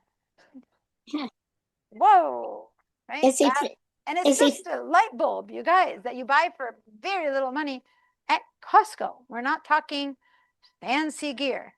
So, you know, it's just, amazing. it's a light bulb. No, it's not a special lamp. Yeah, it's not a special lamp gear. It's annual light with a light bulb. And the light bulb that you buy in a pack of 5, I don't know, $12. It's cheap for $10. I don't know. It's not like a big gear. And you put them around your house and you walk around going, turn on, turn off, turn on, turn off. It's pretty cool. But what you need is a controller. And in this case, it was the Google Home, which is this little thing. And I don't have one here, but it looks, there's so many brands. We're gonna research them a bit, but this is a speaker. This is a speaker, but the Google Home that he has looks just like this. It's a little round thing like this, and he has it there in his room, and he just speaks to it. We can't Now, see it. It's invasive, it's not invasive. Guys, we are on slide 5, and it's time for a break. It's been time for a break for a while. So I can see how this is going. I thought we'd be hands-on, guys, but I'm not sure we're going to be very hands-on. I told Catherine, oh, we're getting to that really soon.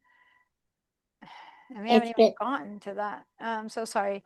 It's been wonderful. We learned so much. It's been a wonderful presentation.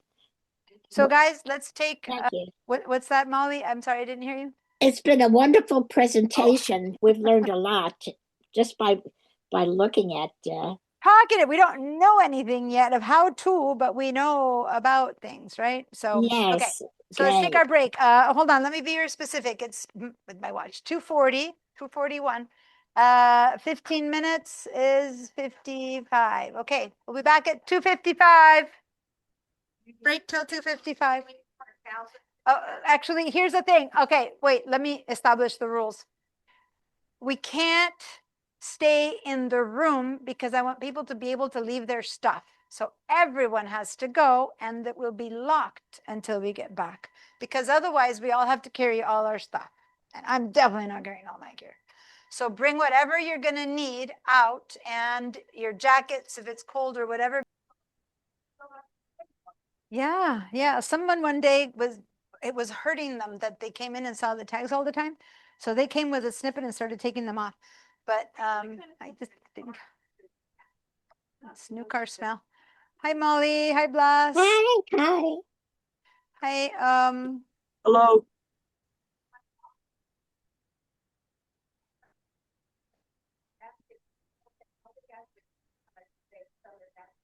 really?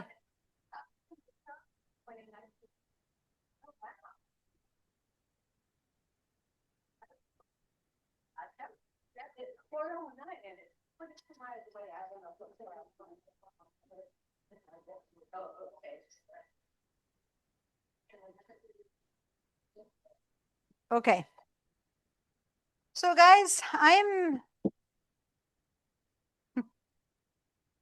surprised.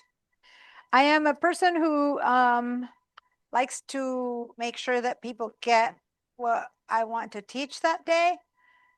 And we are having a great conversation about these things, but we're on slide 9, which means the PowerPoint isn't working, not the conversation, because this is what this has to be. The PowerPoint is good. It's going to keep us on track, but there's no way that we're going to cover all the stuff that I thought we were going to cover in this class.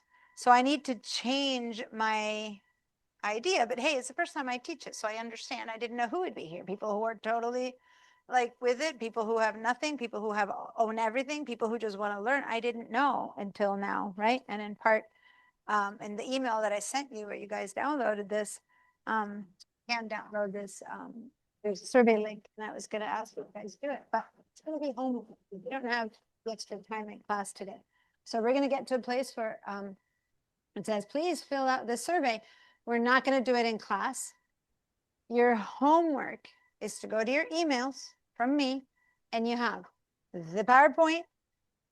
This thing is not a PowerPoint, in case you don't have PowerPoint. It's a PDF. Anyone can see it. It's a little slide thing.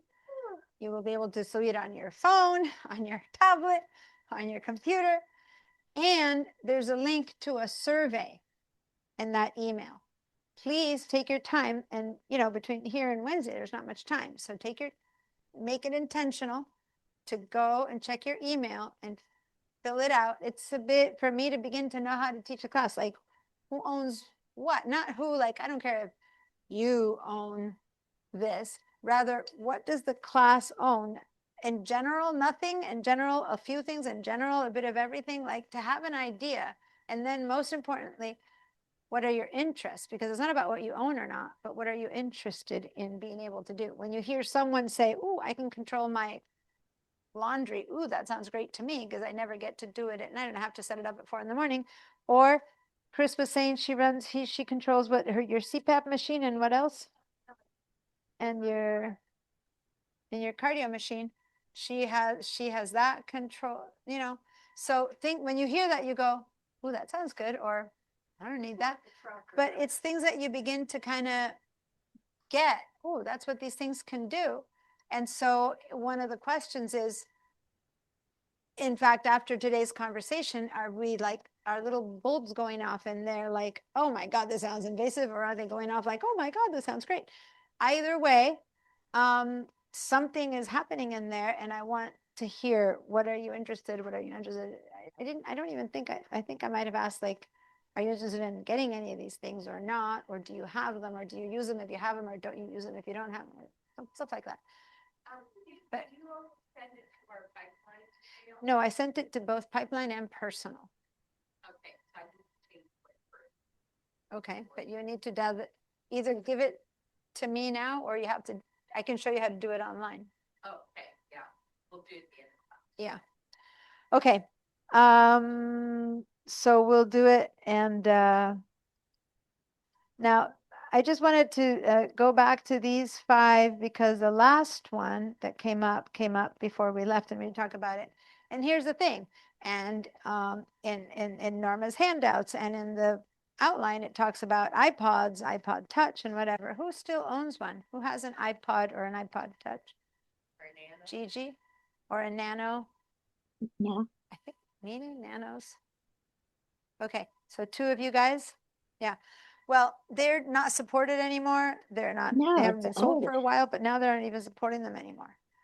Yeah. So it's not, if you buy it anywhere, it would be old, used from someone. Do they still work? Yeah, like a lot of Mac stuff, it'll work for a long time. but there's no more security updates, software updates, anything being put out. They've stopped being sold for quite a while. So if you have any interest in that, drop it. There's now people listen to music through their other devices like phones, tablets, computers, right? But they don't have dedicated music speakers. In fact, smartwatches, right? I can connect my headsets to my phone, I go for a run, to my watch, and it holds the music, right? So it's pretty incredible, these things. That's why they're not, it just no one bought them anymore, so they stopped making them because other devices took over. So the things that we thought we needed in the past, we don't need anymore. So, but do we listen to music? Yes. Where, how? On the devices. So it's not a separate device, but we still will talk about music and podcasts and where to get that on the other devices that we have. What are the apps that we get them from, and how do you get paid, not paid, that kind of thing, right? Yeah, Pandora. But it isn't a separate device. Yes. Oh, Pandora. I was just.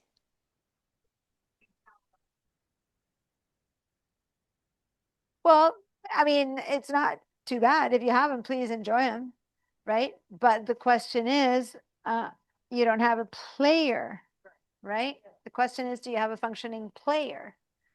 So my son still has a boom box of all things that he got some Christmas or whatever, and we can still put CDs in there. So, the car. So the question is, and I want to say something that I was talking to my son yesterday. He's 23. 23. Those of you who've been in my class since from the beginning, you've seen them as babes because I teach the photos class. I show them people growing up. It's 23. Ah, and I was asking him, honestly, what's up? What do young people own? What up with this? Do people still have tablets? Because that's the big question to me. One of the iPads I brought is his iPad. And I put painter's tape on it because I don't want to lose the pencil because that's the expensive part. He's like, don't lose the pencil. He's an illustrator. He's a designer. He's a filmmaker. He's a writer. All the arts and creative stuff. And he uses the iPad to draw because he does a lot of his art. And it's amazing stuff in there.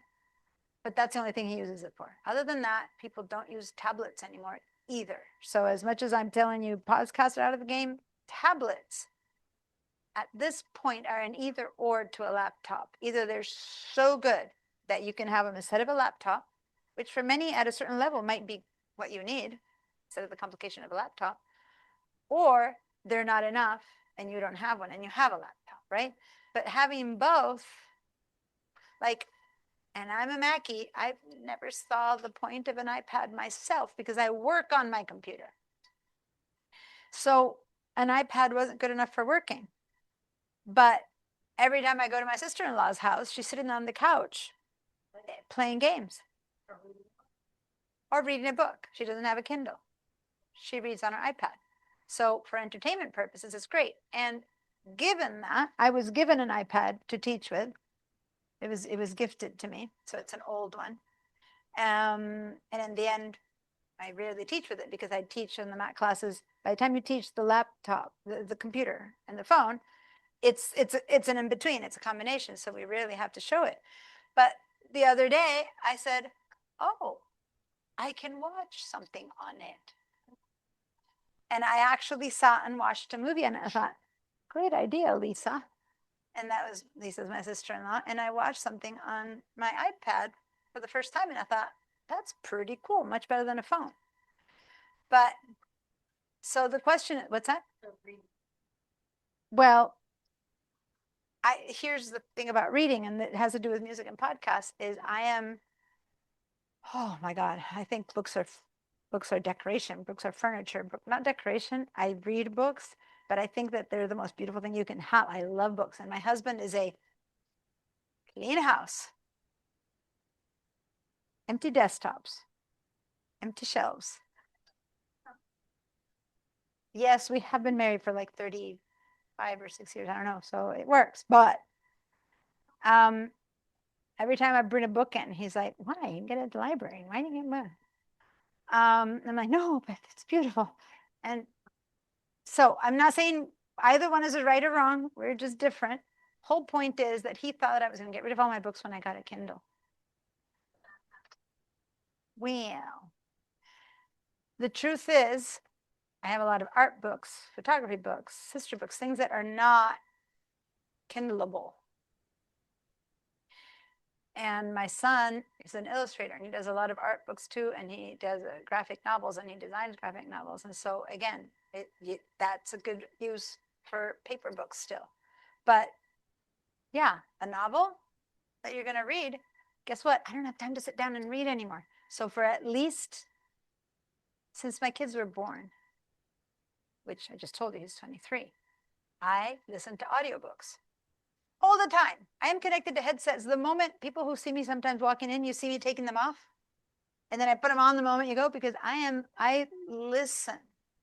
My husband listens to podcasts. He's a potter. He listens to podcasts all the time. He listens to audiobooks, but he's not a novel kind of guy, but it's like informative. Like he's learning about things. He listens to stuff all the time. So it's hard to sit and read anymore. So I don't read on an iPad, although I could. I listen to stuff.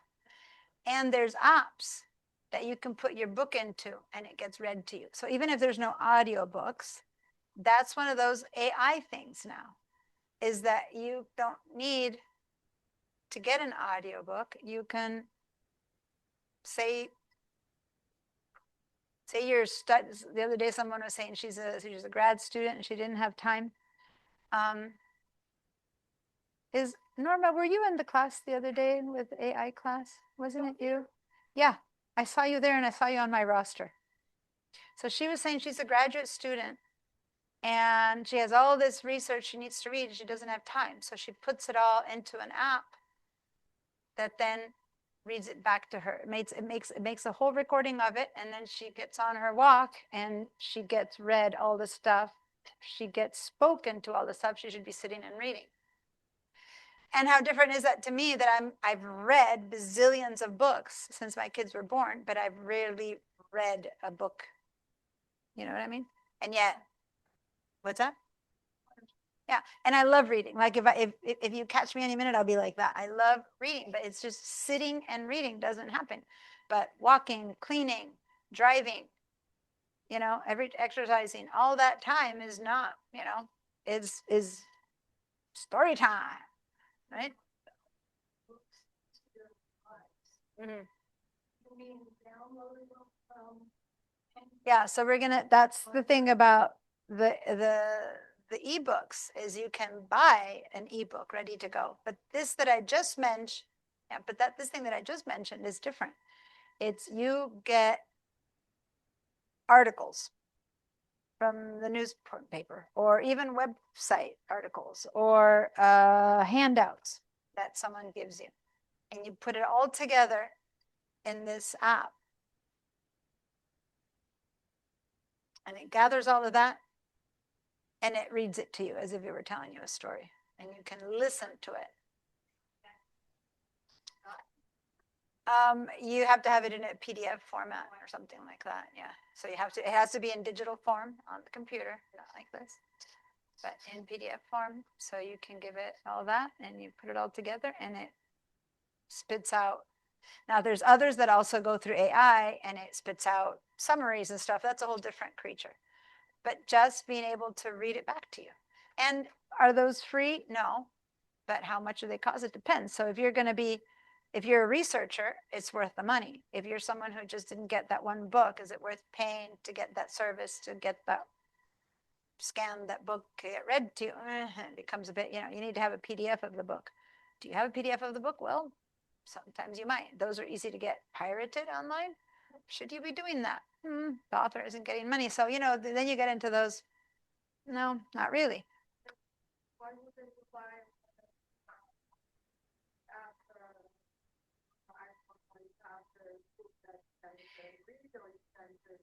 Yeah, so that's what we're going to talk about. There's books that you can buy to record, or by the way, I've read bazillions of books, but they're all borrowed from the library. So they're all through the Libby app. I don't know if you guys know that. Talk about that. So I constantly have a list of books that I can read another, listen, read, right? But not everything is done that way. There's books that tons of books. That's not, the newer stuff is all again. Now there's no book that's written that doesn't get also recorded. But a lot of the old stuff, like they've recorded, all the real classics are all recorded, but there's books that might be your favorite author.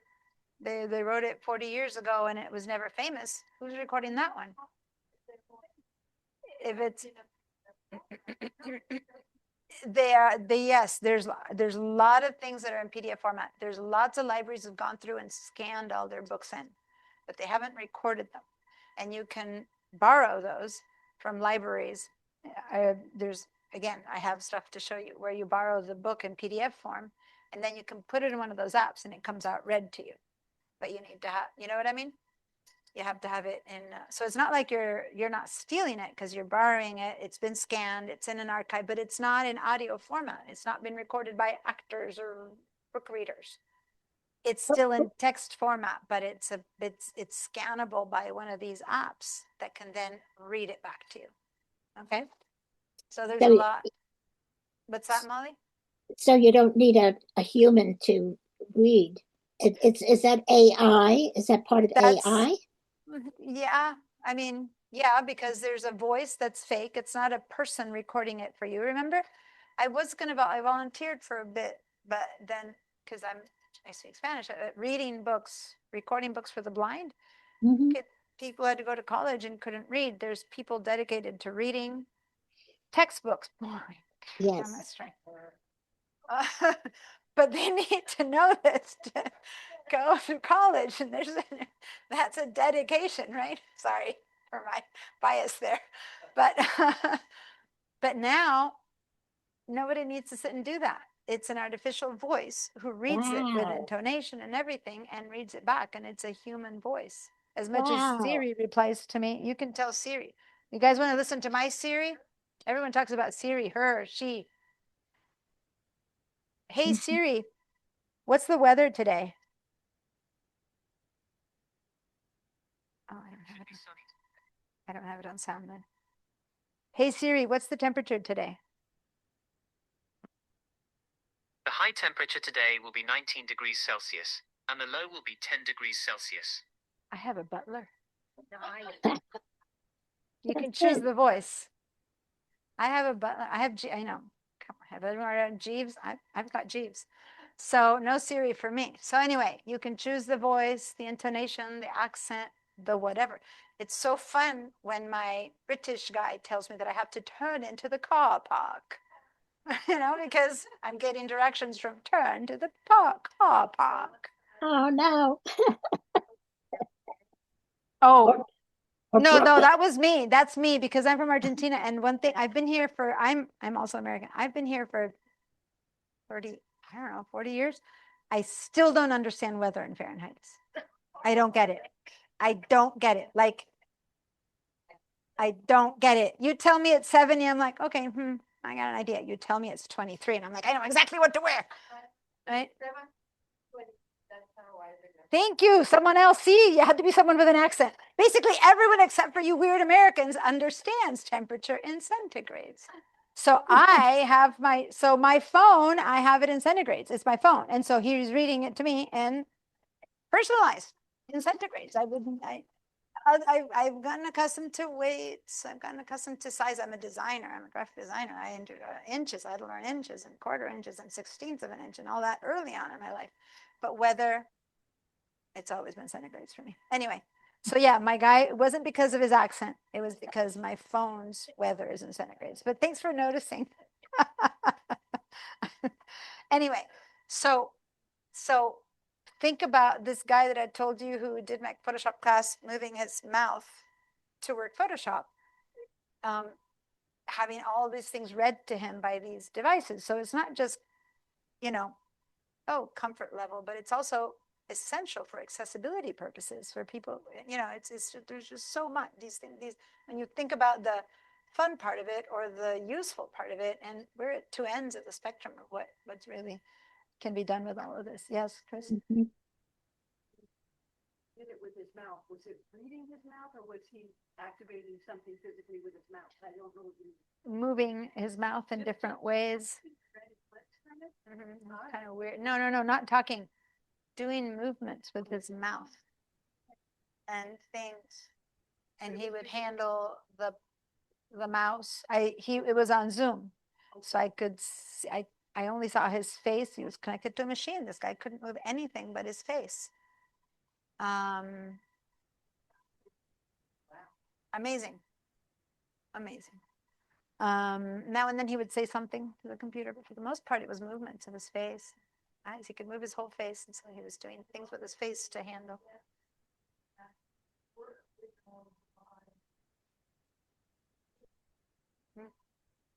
Well, talking about accessibility issues, the Mac, iOS. Sorry, Catherine, I said we'd be there really quickly. I swear it's slide number 12, but we're in slide 9. I can't believe it. iOS is amazing with accessibility issues, and some Androids are or aren't. So let's hopefully, we're getting there. We're getting there. We're almost there. So this you're going to answer in the survey, okay? But just a quick, I saw quite like 5 or 6 of you said you own iPads. I don't need to know exactly who, but I think it was 5 or 6. So just give me a quick show of hands. I'm assuming everyone has a smartphone, so I'm not bothered about that one. Yeah. How about ebooks, e-readers, ebooks? Who owns one of those? Kindles, Nooks, Kobos. Really? Ooh, okay. It's a tablet. It's for books though, because it's the Kindle Fire, and Kindles are readers, but it's a tablet. So yes, you read, but it has that shiny, it doesn't have the paper surface that Kindles have. Okay, well, that's interesting. Okay. How many of you read ebooks though? Okay, so yeah, just if you read ebooks. 1, 2, 3, 4 of you, 4 of you guys, 4 of you guys, but you do it on a phone. How about a tablet? Where do you do it on? Phone and tablet? Phone? Tablet? Tablet, okay. So mostly tablet and 1 or 2 phones, like and or.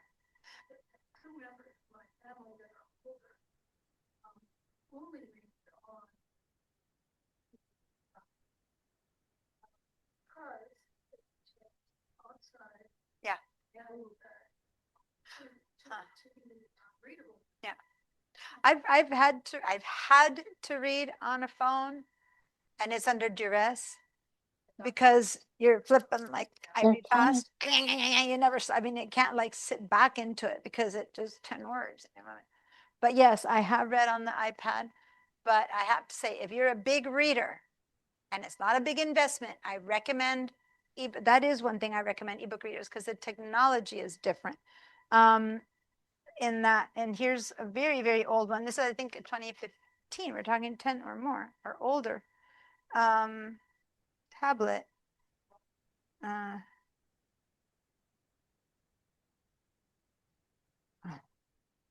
live without my glasses. For some reason, this one I have passworded, others I don't. But if anyone wants to pass this one around, I'm just looking at it and see how much I use it. Let me open something, and we're going to do it on the, but just for those of you who are readers, okay, if you want to compare the screen to just pass it around and look at your phone. And this is called a Paperwhite, and it's an old one. My son's Paperwhite is newer, but still the idea is, first of all, that you don't need a light at night because it's dark and you see it just as well. But the texture, it doesn't shine back at you. It doesn't have the reflection. Could you share it on screen? Because my iPad, so why would I get another device? Yeah, so that's the thing. I have read on my iPad and I've read on that, and I can read for hours on that like you can read a book. But on an iPad, it's more like reading on a screen that after a while your eyes get Yeah. tired. It's all that light coming in. This is the light, it absorbs it. It doesn't do, it's like paper. So if you're a big reader, again, here I'm saying if you were to not buy something, but for people who are just casual readers, of course, forget it, read on whatever you have. But if you're one of those people who sits and read, like really reads, that does make a difference. Problem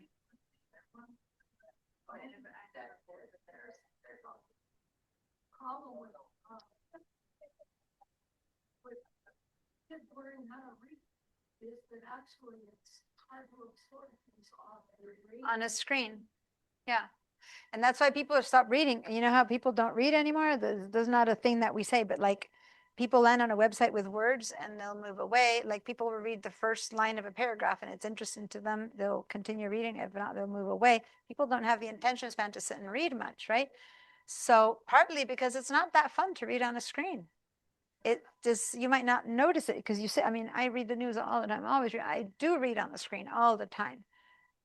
But at the end of the day, there's a lot of that blue light coming in. It's ideally you shouldn't be staring at a screen. It's bright. It's got light. I mean, I don't know how to explain it. It's intense on yours versus that. And you can, by the way, I don't know what setting it's on, but you can darken it. You can lighten it. You can make the font to sizes, whatever size you want, huge, tiny, whatever you want. But mainly it's the texture. That's the reason I'm passing it around, to notice that it's not that shiny. It's this matte surface. Press your finger and the page changes, and it's much more palatable for hours long readers. So whom I, whenever I can, consider myself.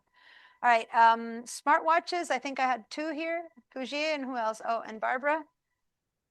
Okay, fitness trackers. Nope. Well, I guess my watch does real Oh, yeah, you're wearing one. Yeah. Yeah, funny story, I used to have a Fitbit, which is expensive. Yeah. And then I would scratch it, drive me crazy. And I figured, well, what am I using? That's not a Fitbit? Oh, it looks like a Fitbit. Okay, Now, what is it? it's a $20 watch. Yeah. That you tells just me got out of- time and tracks my steps and tells me get up. Yeah. That's it. Yeah. What I use it for, and I figured the $20 is worth it. Yeah. Because if I lose it or scratch it, I can get another. Thank you, So, Georgia. tired of spending $100 for something that I don't. Yeah, I told you how my Fitbit died in it melted with a bad cable connection. But, well, I know Yeah. it runs on an app on my phone. By the way, there are Fitbits that I have always had the cheap version of Fitbit, but I it like works. That's all I ever needed. Yeah, what it is. By the way, this is bulk. Spanish, huh? Oh, is it? Yeah. Oh, did we get a Spanish book here? Of all the ones I opened? See, look at that. I didn't notice that I'd opened a Spanish one. That's fine. So, as you can see, it's been through everything. It goes camping with me. It goes, and the thing, and these things don't need to be, I mean, you charge it once and 15 days. I mean, if you're avidly reading on it, it stays forever. So it goes camping because you just download the books and off and go. Paperwhite. There's like many types of Kindles. Yeah, it's a Kindle, but they have types. And this is the one that I have, and that it's not the base level because it has that. And a light. Yeah, and yeah, and then my son's, who's newer, he can be in the hot tub. It's waterproof. Anyway, I don't know why that keeps going back. So anyway, any other device that I haven't mentioned? Home devices. Who has an Alexa? I do. 3, 4. Oh, no. Oh, not. No. I'm counting here plus you. Yeah. Not me. Not me.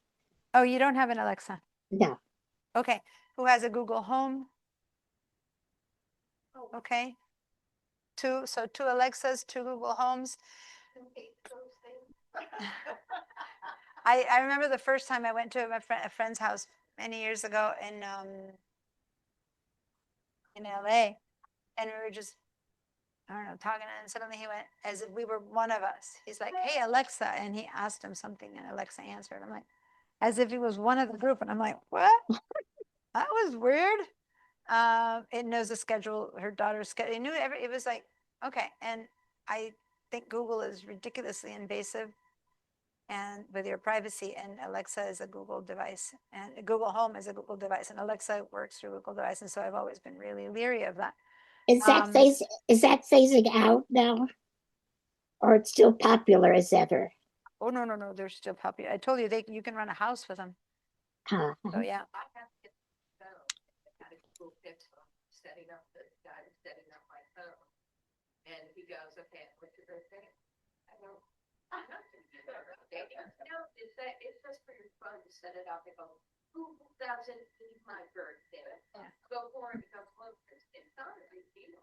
Yeah, it is. Yeah, no, there actually, was he young? I have to tell you that it is so different. No, but not because of the age, not because of the age thing. I don't want to tell you my age, but it's just a different understanding of privacy that younger people have. So beyond the, oh, tell me your age or not age, that isn't the question. It's more a different understanding of privacy. Remember, Molly, that whenever the microphone turns off, you need to tell me because it's still working, but let me yeah. know if you stop hearing me. Okay. Because it always conks out at some point and I switch to the other one. Okay. So wait, but you said something that I wanted to say and you were studying. Oh, it was important. The birthday? Young people have everything out there. Oh, I was saying, I was talking to my son about what do young people own, and he's basically a laptop, school and work, and a phone. That's it. Mhm. And my son is one of those young people who is resisting technology. He uses it for work, for everything, but he put his phone into black and white mode, so it's less attractive. He bought himself a Timex or whatever because he wants to stop having to pick up his phone to check the time, because then you see a text, then you talk, and then you know. So he asked me to teach him how to write in cursive, and he has a tablet, a special tablet that I'm going to ask him if I can bring it next week. It's not one of these. He takes notes by. Is that your young one? Is that your young son? They don't. But my son asked me right before he went off to Berkeley, he asked me to teach him cursive, and he took notes in college, not on a notepad. And there's a Kindle Scribe, which he didn't buy, but there's a thing called Kindle Scribe, and he's bought one that I don't remember its name right now, which is ridiculously expensive. And I'm like, what did you? I mean, he makes his own money. He's a filmmaker. He makes good money. And I'm like, well, why would you buy that? It's because he didn't want to have his laptop and take notes. Everyone pulls up their laptop and take notes. It registers much less. And you know how taking notes a lot of time was learning already, just because you're writing it? He wanted to have that experience. He wanted to take notes, but he didn't want it to be on paper. He wanted to be able to search them, do whatever. So he has a tablet. It's big. It's the size of a big notebook. And all it does, it even looks like note paper. And he just writes in it, and it becomes digital files, PDFs, whatever. It's all digital. It gets stored. So he has thousands of notes or whatever. He writes stories. He writes screenwriting all by hand on this digital thing, which isn't the Scribe. It's the Scribe is the Kindle version of it. It says double the price. I could not believe it. And he said it was his most used item in his entire college experience, and he couldn't have lived without it. Otherwise, he would have had to take his laptop everywhere to take notes. And on the laptop, you get distracted. Social media, this is just for notes. And that's his thing. He's trying to not get distracted by all the other stuff, right? So it's interesting. Kids are doing things differently. They're going back. Is he finished with the university now? Yeah. He graduated in June. Wonderful. All right, so I had a little raise your hand if you own certain things, but we already did it. So let me click through them. Let me see if there's something I haven't asked. Anyone own an AirTag here? No? Oh, okay. By the way, can you put your name on top? Kirsten or Kristen? Here. Kirsten. I have to remember that one. Kirsten. Okay. Fitness tracker. I'm sorry, that was for sure Victoria. Anyone else? Fitness trackers. I have used a fitness tracker for ages, and it really has been helpful because yesterday it was bzz, bzz, you got to walk. I'm like, oh, hey, stop it. But it reminded me. Not even to walk, it was to stand. Oh, no, I don't know. I haven't checked. Georgia?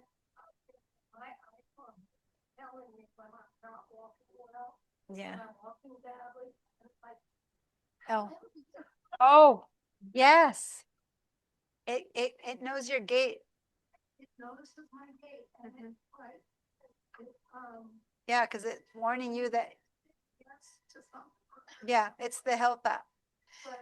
Now, for some people it feels invasive, for some people it feels wonderful, so it depends. And when all these things began, I was like, this is invasive. And now I'm beginning to see it. We're cyclists in my family, and we're like, ooh, e-bikes. And then over the years, we're like, ooh, e-bikes, because I see how much more mobility it gives people who otherwise would be in their car. But at first you're like, so it all depends. It's getting to the idea of who else does it help, not just you, who else. So you might not need that, but who else does need it and it's available? Do you need it? No, turn the feature off. Do you need it? Do you think it's useful? Turn the feature on. That's something that's important. None of this is forced upon you if you know. And so the settings, which is the first thing when we're done with these questions that we're going to go do, is find the settings on all our devices, because that's where you personalize them. You make your Siri be a Jeeves Butler, but you also tell them track my gait or don't track my gait. And when you ask, why do you want to know my gait? Turns out that it's indicative of certain things. If you normally walk normally and then suddenly you might not notice, but your gait has changed and you get warned, it might mean that something's happening. Maybe it's a beginning of a stroke, maybe not. I don't know, but there's things that it could tell you. They tell you, so they just say, your gait has changed. You're about to fall. Yeah. And you sort of like, if you continue this way.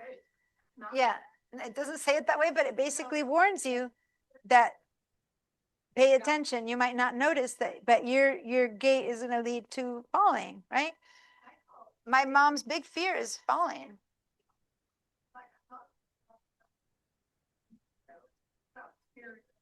Yeah, you guys have on your iPhone. This thing does an EKG, does this one. I think the more expensive ones take your blood pressure. I don't know, maybe this one does. No. They do all these things, but they also, warn you of your gait. How about blood pressure? I think the ultra smart watches take your blood pressure. The ultras are in the $700 range. Ooh. But they do all of that. If they fall, they call 911. Even the cheapest one, if you fall, calls 911. But as you go up in features, I think it's the most expensive ones take your blood pressure. This one, if I press in it, it does an EKG. I have to get it, it measures my blood oxygen. This one measures my blood oxygen. There's a lot of things that this thing does already, which if you have certain conditions, that's really important, right? And for others, I think just not blood sugar. No one can figure out blood sugar. Anyway, they're figuring something. They're figuring one out for blood sugar. Imagine how people with diabetes, and that will really help to have a device that constantly tracking their blood sugar. Yeah, my girlfriend she spent $1,000 on Say that again, a Molly. watch. My girlfriend spent $1,000 on the smartwatch. Yeah, and that's why these things are intense. Could be a For all their lifesaver. features, but you can have a smartwatch for $200 if it does what you need, or you can have a Fitbit for 100, or a fitness tracker for 20, like Victoria's saying. It's a free fitness tracker, and it's on sale for $18.99. I don't know. I've had a Fitbit forever, and then it died. And then I lived with that one for a year going, I don't need anything. I'll just bring my watch again. Guess the problem with my watch? I need my glasses all the time. And this one I don't anymore. And I didn't need my glasses when I used to use a watch. Years have passed and now I need my glasses for the watch. And it's like, oh, with this one, it's 3:38. Anyway, so here I have a whole bunch of tasks that I want to know. Just read them as they come up. I'm going maybe a bit too fast, but who uses their computer for this stuff? Computer. Now we've left the world of handheld devices. Okay, so computers. Some of you might. Just let me just pull them all up and then you guys can You mean desktop? desktops or laptops, Okay. not handheld devices. Who uses their computer Digital for camera. maybe News, TV. many or most of these things? Norma, Yeah. Kristen, what's that? Kirsten. I have to say it a few times and it'll stand. Kirsten. About 5 of them. Let's see. 2, Gigi. 3, 4, 5, 6, 7. Yeah. Mhm. So many of you guys still 8. About might 8. be writing people's addresses and phone numbers by hand. I don't know, but who's already doing it on a computer, I'm asking. Because if you're doing it on a computer, it's a hop, skip, and a jump to do it on a device Mhm. and not have to do it on a computer anymore. Not all of it, but some of it. So what I'm finding more and more people who come to my classes is that if what you're doing is shopping, watching programs, checking the news, checking the weather, writing emails, the things that's what most people respond that they do. You don't need a computer for that. Computers are complicated. Exactly. So the question is, what do you need the big screen for? Reports, work, if you watch a movie. But tablets are good for that. What do you need the big screen for? Normally it's more work. That's the big difference. Yeah. That's the big difference. So in fact, ta-da, ta-da, an iPad with a case that connects the keyboard by Bluetooth to his iPad keyboard. But it displays differently on a laptop than it does on I'm not going to discourage you from having a laptop. I'm just saying consider what do you do That's right. of these, and do you really need a computer as long as you can get a keyboard for it, which you can. And again, I can't imagine not having a laptop, but that's my job. That's what I work. That's what I do, right? No, I don't just teach. I'm a designer. I'm a photographer. I need a computer, so I'm never going to question that for me. And Barbara does it all on her iPad. Exactly. What's left that you do on your PC? That was the point of this slide. I'm glad you're speaking up that way. Groups on my iPad, so on my Groups of what? Like my quilting group, my reading, my book group. Is it an iPad? I have an iPad, yes, brand new one. You can't get groups on your contacts? I didn't. It doesn't seem like you could have groups. Oh yeah, I gotta teach you that. That a function.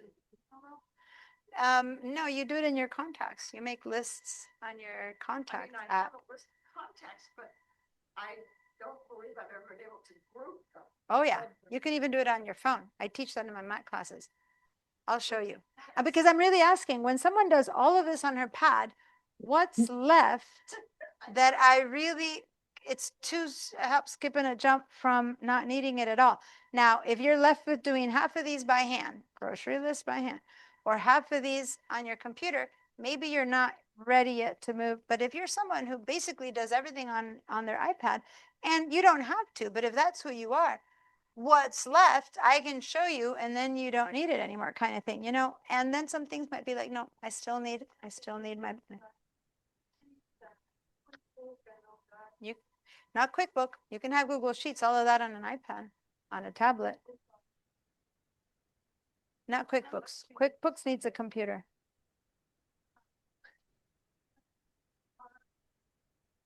You know that you can connect an iPad to, okay, guys, you can connect an iPad to a big monitor. So the latest computer, so I finally, my Mac, person who teaches and works on these things, I had a 2015 computer and it finally didn't give up the ghost because Macs last, but it finally wasn't good enough for what I need to do. And so my next computer wasn't a laptop nor an iMac, it was a Mac Mini with a monitor. So I bought a Mac Mini, cost very little, it's really powerful. It's this size, literally this size.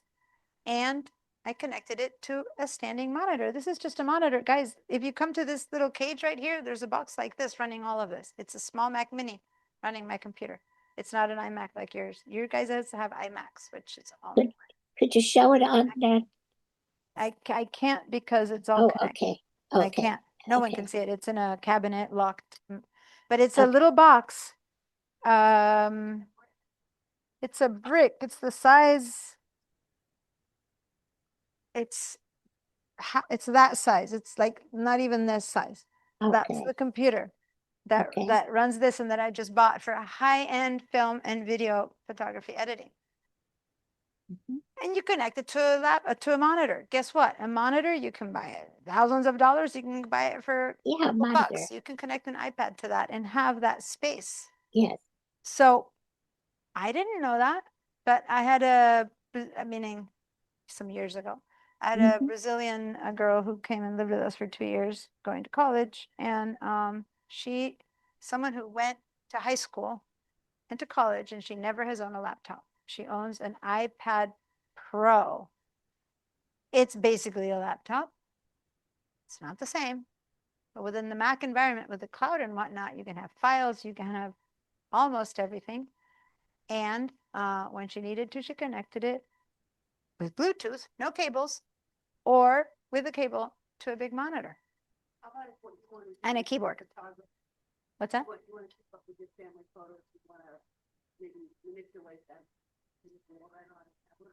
You can do that on an iPad. I teach the class that I just finished last week, the iLife class. If anyone ever wants to know how to handle all of their photography on the Mac environment, phones, pads, computers, that's a class called, aptly named, Living the iLife. And that class, I think my last few slides of the 99 are all my classes are, but if you learn it on the Mac, you can do that on Google Photos similarly.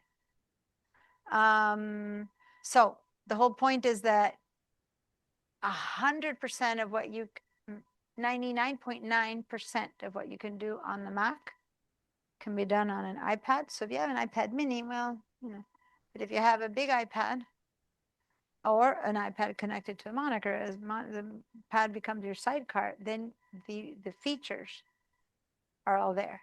And people can't believe it, but I show them all the stuff on the computer and I pull out my phone and I show them the exact same features. Now, phone is a little bit more limited than the laptop, but the iPad isn't. The iPad and the laptop can do almost the same. iPad, which is not the same as any tablet, okay? So when I talk about the Mac environment, it's a bit different. And I do want to get to the place where I answer Catherine's questions and it's coming up. I just want to say that nice to know that one can do these things, but if one has a computer that one then why? Yeah. Yeah. It's not too long. Yeah. And Georgia, you're a comfortable user of computers, but for some people, computers are, a lot of people, depending on your age, your heavy work life was spent without computers. And or you were at a level where you had assistants, or you were someone who didn't need computers for your job. So here we are at a place where, do I really need to learn how to use a computer? What do I need my computer for? Well, maybe I can do that on these devices now that have become so advanced. And I'm not saying you shouldn't have a computer, me, the person who is like all about computers.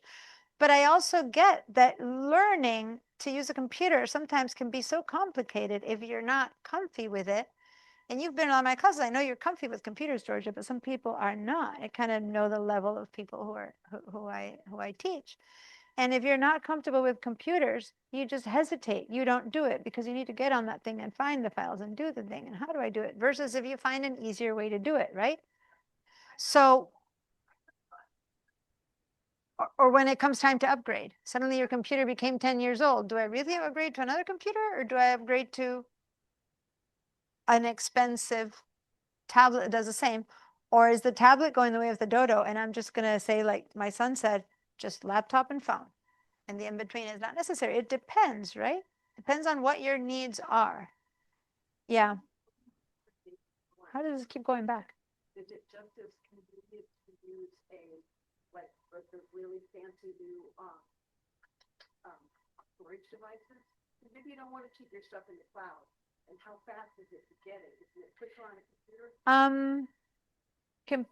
It's so, I don't want to go down that direction right now, just so you know, but yeah, in a regular any old iPad, it's not worth it. But on the iPad Pros, you can transfer files, you can do, and I don't, of all the things I brought, I didn't bring one here, but a little external hard drive. You have an external hard drive connected to iPad Pro. That's what I'm saying. I don't know right now which laptop is of that level, which tablet is that, because I've done a lot. There's links galore here of comparisons of Android, iOS, whatever. But when it gets to tablets, everyone agrees it's the iPad. Other brands of other things are good, but for tablets, it's the iPad. The other tablets are fine for the few things they do. It's like saying, hey, I own a fitness tracker. I have a Fitbit instead of a smartwatch. It's fine. It's what I need.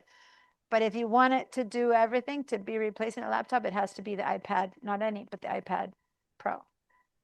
To really replace a laptop, to almost replace a laptop. Not even completely, but there's some apps. QuickBooks does not work on laptops, for example. But QuickBooks does have a web version. It's just not complete. But if the web version is enough for you, then you can do it on a pad. So that was the next. It's interesting that you brought that up, because that was my next slide. Not interesting. Obviously, I'm trying to direct the conversation a bit right here, or quite a bit. But what's that? So pros, these are the ones I came up with. So tell me what others you can find. I said it's with you all the time. You always have your phone. It's easy to carry an iPad, but the phone is always with you. You eliminate sticky notes. That was me, it's like notes everywhere that then they become transparent. It's on my phone. One thing can do so many things, right? Easy to carry around. I was gone forever. I didn't miss any. My file, I can access anything from anywhere. All my files, all the stuff that's in my computer.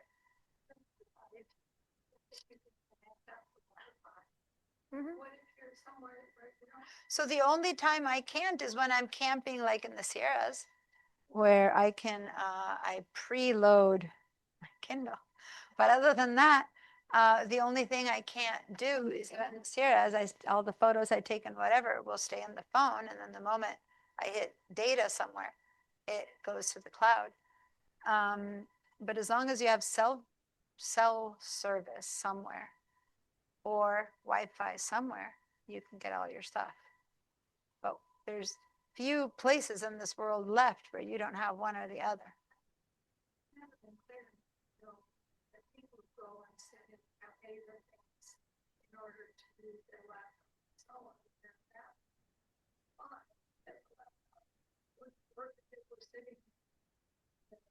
Yeah.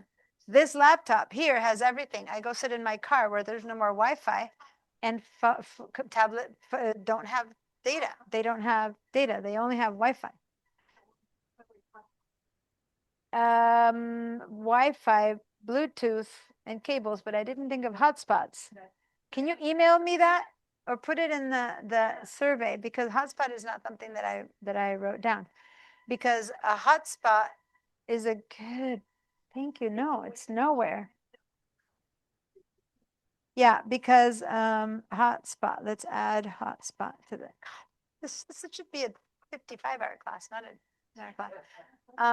Guys, it's so little time left. So these are things that I had as pros. Smartphone or tablet. I'm not saying that everything, I would not do everything on a phone. I can't, I hate writing on a phone. But guess what? I dictate everything into my phone. I don't ever write on my phone, but I dictate text, messages, notes, everything is just speaking into it.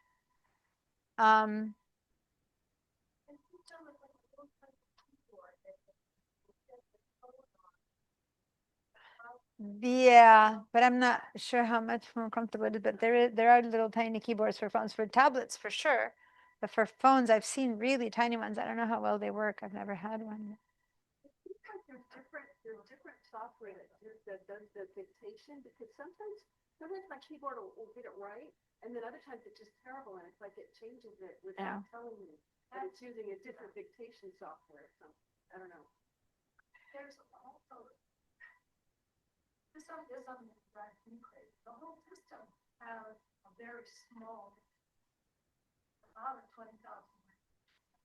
I find that my all these things try to rewrite what I'm putting in constantly. But that's an option you can turn off. Yeah, you can turn those features. As I said, one thing you need to know is that when something is helpful, you keep it. When it's bugging you more than it's helping you, you turn it off. There are very few features that you can't turn off or change or modify. Again, it's all about settings. The first thing we're going to start after operating systems is with settings, because when I teach the Mac class, we spend days on settings, because that's really what makes you your gear you. That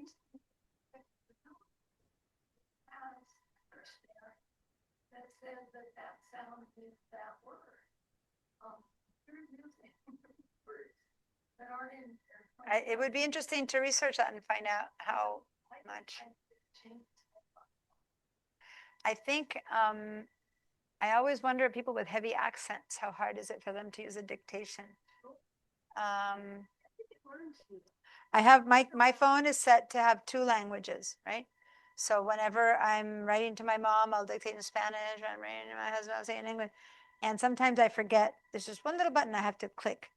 And if I suddenly start speaking in Spanish to my phone and it's set in English, gibberish comes out, or vice versa, right? So there is something I need to do. It doesn't automatically, but the latest operating system, and I don't like it, the latest upgrade, change it so it's either English or English and Spanish. And now the dictation is horrible because I think it doesn't know which one I'm speaking in. So I really hate that feature. That just happened this week. And I'm like, oh, I need to figure out how to go back to either English or Spanish. But the one where it listens and figures out if it's Spanish or English and then it writes, it is not getting me. It is not getting me. My Spanish is Argentinian Spanish, which is different enough that I think it hasn't. What's up? Yeah. Yeah, it's all AI. So I'm not sure what dictionary it has. It's AI, and they have a little dictionary. I don't know. But you guys understand how what we're talking about. We're talking about the fact that we can talk at a machine and it can write a whole letter for us, and we have to go in and fix it, right? So yes, and it gets better and better each month, each year gets better. But this new fix of I'll listen to whatever you say and I'll put it in the language you say it in is not working for me. Like, so I'm going to see if I can go back. I don't know.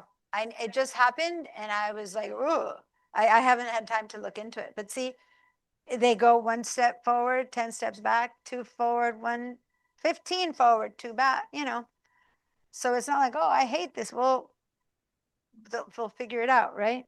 Anyway, so these are things of what I find is a pro, in the sense that if you have to own a computer and a phone, maybe a tablet is both, depending. But a tablet can't make phone calls, so you still need a phone. But can you have a flip phone? Oh, kids are going back to flip phones, stupid phones.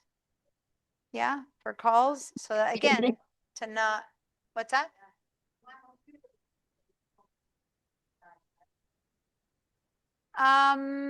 If you're in a Mac version, you need the M chips, and if you're on Android, if you're in Windows computer, you're talking. If you're in Windows, you need to be at Windows 11. Windows 10 doesn't do AI, so it depends if your computer can handle Windows 11. But also, it probably needs certain features. Yeah, it needs to be newish. Definitely 2020 and newer, even 2022 for some. So here's the thing. We're going to talk brands now and operating systems. And what happens is that you have expensive Macs, or you have a whole price range of Androids. And so the question is, do you have a cheap, a middle, or a high? Right? Because if you have a high level one, they're comparable, but you can also get cheaper ones, which is great, but you also get less possibilities, less features, less things, less durability. An iPhone will last until you toss it, but an Android will die. But you paid a lot more for it. Do you really want to have old technology? Why are you the kind of person who likes to change it all the time? Then get an Android. If you're someone who likes to hold on to what they have, then, you know, it's all, you know, anyway. So the operating system will keep upgrading though and changing until you can't upgrade it anymore. And there's the question, do I stay with the old, which works just fine for everything I need in my life, or do I want those new things that are coming? And that's when you have to decide when it's time to make the switch. Like I just finally got beyond my 2015 computer. Does an Apple phone, sometimes to stop updating because it's too old? Because that's what Androids do. Yeah. Like I have a 2-year-old phone that will not go past, that up. Yeah, but it took forever. This is it's an iPhone 10. It still has, I think it's probably a couple of updates lower than my, oh guys, that's my alarm that in 15 minutes. That's my 15 minutes to end of class alarm. See, I use, one of the biggest features for me are the alarms. It keeps me on track. So it's not like someone's calling me, that's me being told, pay attention. I'm looking at the watch and there's a shade there, a light, I don't see it. So yes, the Macs have longer life. Again, if you look at the slides when you have on your own, you'll see the life expectancy, life durability, because they have support for longer. The Macs keep supporting things much longer. There's people with an iPhone S in class, S6, and that's 2012. I have the lists here, in fact, somewhere. And it still works just fine. Can it do AI? Of course not. But who cares? Do you need AI in your life? And if you need it, then you have to get a newer phone. But do you need to get the 2017? No, you can probably get 2013 and it'd be cheap. It's not the expensive phone, but it does everything you need. So you need to start deciding now. If you want AI, it's got to be 2015 and up. So what are the features for AI? Then you start learning. What are the features? Do I need them or do I not need them? Okay, then I'm going to go all the way up to 2015. It's still cheap, much cheaper than 2017. Sorry, not cheap. Still expensive, but it's much cheaper than a new one. Do you really need the 2017? Maybe not. But remember, whatever you buy, you'll have for many years. So, because it's an iPhone. So if you have it for many, many years, maybe you should buy something newer so that it lasts longer before they stop updating it. And I have links here that take you to what devices have stopped being updated and when. So if you actually look at the PowerPoint, there's links to all that kind of information. How far from not being supported. When I say supported, is the company still putting out updates for your device, security updates and things like that. And it usually, and the Mac keeps supporting older devices for much longer than the Androids. Anyway, the things that we were talking about, smaller screen, no keyboard, things that we've been talking about. Anyway. Addictive, yeah, because it's hard to get addicted to be on your laptop, but it's not hard to be addicted on your phone. Something else we might want to memory cards. Because some of our phones take memory cards. Really? Yeah, my phone, yeah. Androids do. Androids take memory cards. It goes in the same But slot as your. I know that they're upgradable, but I didn't, memory cards like for images or for?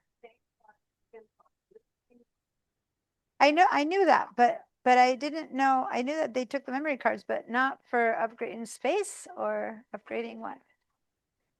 What your photos go on your phone. Okay, or on the card. I thought it was a space thing, not a, okay, well, I'll look into that for Android. Yeah, no, that's a good one.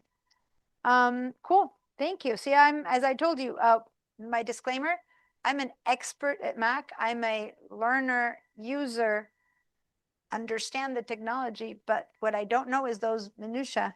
So you guys, as I teach this, I'll learn more and more, but you guys are going to tell me. I'm doing some tutorials. Okay, anything else you can think of as pros and cons? Let's just move on from that one. We've been talking about it a lot. Is there anything that we just talked about that sparked an interest that makes you say, I might look into getting one of those? A couple people asked Victoria for her Fitbit brand. Smartwatch or a Fitbit tracker? Smartwatch. Smartwatch, Molly? Yes. Okay. So that seems to be, no one seems to have been sparked to get an ebook. I'm kind of sparked to get an ebook because I know when I read on my phone in bed at night, if I can't sleep and I read on my phone for an hour, I can't go back to sleep. Oh, yeah. For some reason, it wires my brain. Oh, yeah, yeah, the light. That's a blue light, which is, that's the, an e-reader does not do that. And on top of that, you can dim it. So it's good enough for you to see, but there's no light shining into your eyes. The thing that you can't tell during the day, but this thing does not shine out, does not shine in. Yeah. But as opposed to a book that you need to shine a light on it, with this thing you don't need to shine a light on it. It has its own internal light, but it doesn't shine at you. It's almost like if we were to make everything dark again and turn everything, you could open this up and like bring that. Is a smartwatch heavy on the wrist? Because I have a fragile wrist. No, I didn't like that it was so big. I was like, oh my God, this is huge, and actually weighs nothing. But I think it's prettier to have Victoria's, which is a Fitbit. It looks like a Fitbit. Here, when I put it here, someone sees it. It's prettier to have a slim thing than this humongo beast. But yeah, so this is, see this little tiny thing? That's a tracker. That's a fitness tracker right there. Yeah, but I'm not And interested. if that's all you want it for, that's great. No, I wanted more than the fitness thing. Anyway, so I'm gonna go through these and move on to the next one because we're almost done. Was anyone excited about any? We barely, I talked about plugs. That's really all I did as far as task device. The lights or the plugs. There's so many different of these home devices. I just mentioned that one, but again, so if anyone has anything you're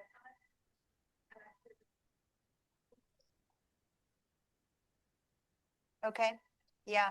And usually the more within an environment you live, like if you have a Google Home, you're going to want devices that work with that. If you have an Alexa, you're going to want, I've never had anything Alexa. We are not Alexa brand. And we finally bought a TV. We've never had to, we had a monitor with our computer, but we bought a TV. And whatever, the cheapest thing that Costco had. And it turns out it's a smart TV. We just wanted to be able to connect our computer to it like we always did, but when we had died. And it turns out that the cheapest thing they had was a smart TV. Who knew? And I know. See, that's what I mean. It's not even like you're looking for it. It just comes at you, right?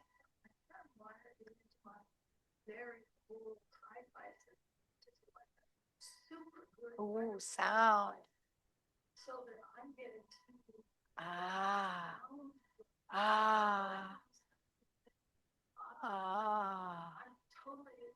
yeah. Oh, I was gonna say, I'm teaching on Friday a YouTube class. Anyone's interested on Friday? I'm teaching a whole day YouTube class. But anyway, but all day, 8:30 to 4:30, 8 hours. It's one day. That's it. This Friday. This Friday? Yeah. YouTube? Anyway, but the thing is that YouTube isn't just, mindless scrolling. There's just so much to YouTube. And the class is also about uploading and using YouTube as a, business user, so to say that you do it.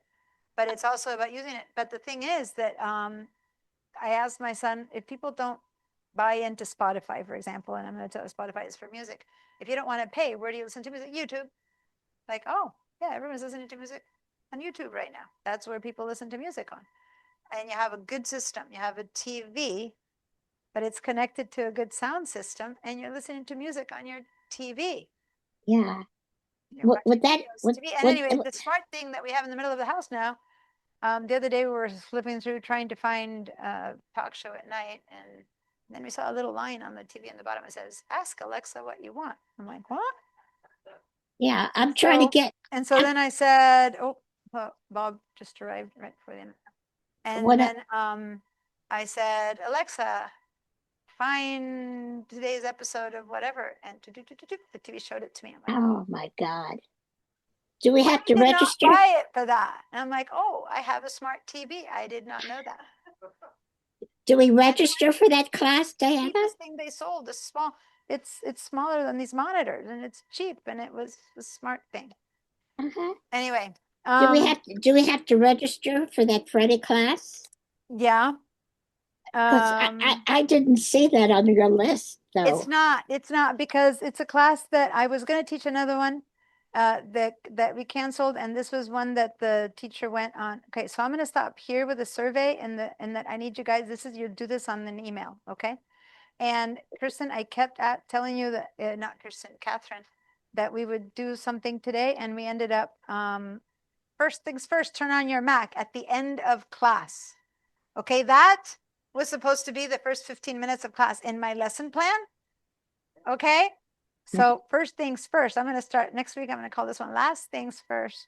Anyway, but let me head down, down, because I do have at slide at the end of the world of everything I had for you guys. There was the Bluetooth thing went through, and I have my classes for my YouTube class. So it says pending staff, and that's why it doesn't show up as mine, because it's someone who went on a leave, and Emma's like, do you want to teach it? I created these classes years ago. I created all the social media classes, but for a while ago, I've given it away and let someone else teach them. But she needed someone, and so I'm teaching it. And so it's this Friday, 44016. And it's one day, 8:30 to 4:30 on Friday. And you can tell I didn't schedule it because I would never start a class at 8. 8:30 to 4:30 on Friday It's online. online. Yeah, like that's on Zoom. Yeah. Well, Okay. but with me, they're different. With me, they're like this, and we talk and we share. I mean, I don't like to. The time, like from 8:30 to 12. Yeah. Yeah. Sure. It's fine. Listen, do as much as you can, and then the whole class gets recorded so you can catch up to the rest of it. This one has got recorded, but only because my good old friend. Hi, Bob.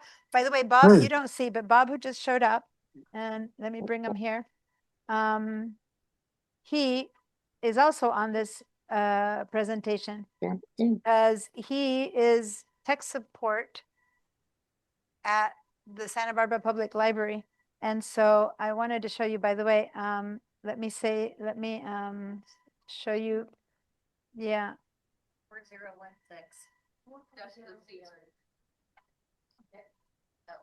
44016, the CRN. Now I only have 4 more spots left. So if you find that you register and it says it's full, email me and I'll send you a sign and get in. Okay. Okay. If all of you who said you were interested sign up, I think Yeah. that's 5 of you, and I have 4 spots. Yeah. So that's fine. Okay. But either do it quickly or let Okay. me know and I'll sign you in, or email me I'll and email. you can sign afterwards and get in. So, but for next session, and I have a ton of classes I teach, but in this thing, I only put the spring classes because the ones that I thought might interest this group, which are my intro to the Mac, Mac level 1, Mac level 2, and living the iLife, which is the photo. So if you're a Mac person, these in the spring are going to be Monday, Wednesday, 12:30 to 4 p.m.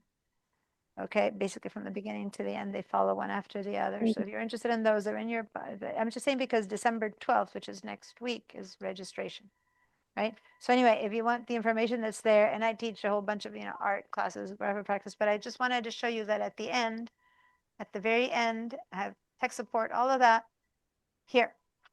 Sign up, let me move this out of the way. This is what Bob does. And there's another guy who's not in this class, Phil.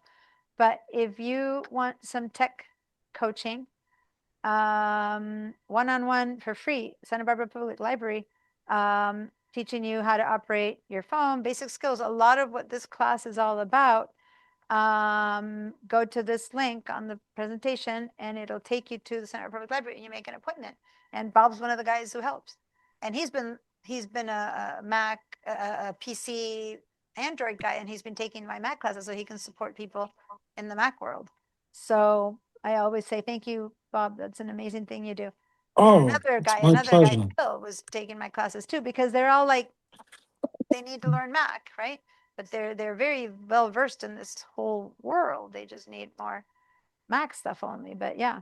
So anyway, you have this handout in your emails, all these 100 slides that we got to the first 9 or 10.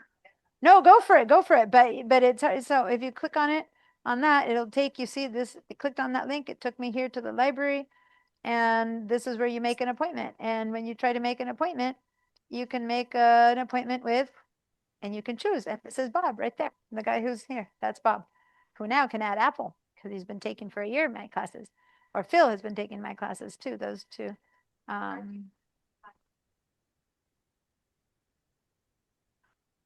They're trying to get they're trying to get different people who are already in, and they're asking me about some of them. Yeah. So anyway, I'm happy to stay and answer questions, but answer the survey, please, please, please. Go to it's time. It's 4:15, but you don't have to go. I'm happy to answer questions. I don't teach new things, but I'm happy to answer questions, especially about how to get to that survey, because I want that survey, and how to get to download that PDF. You basically go to your email, click on it, it'll download, and it'll open up, and it's 100 slides, which were supposed to be one day. But no, I knew that there was much more than one day there, but I still have to come up with this. It's just these systems, and it's not even the ebooks or the music.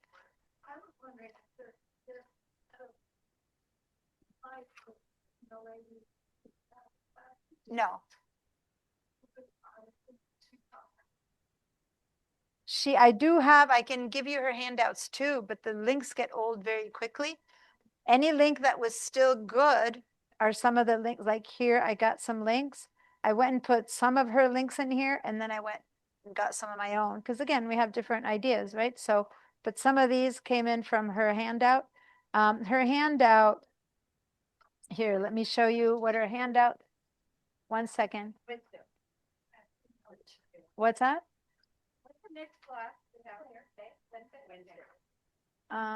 Oh, this is this computer. Here, I have them here. I have them on this computer. Hold on. I don't have them in the school computer, but here I have her handouts.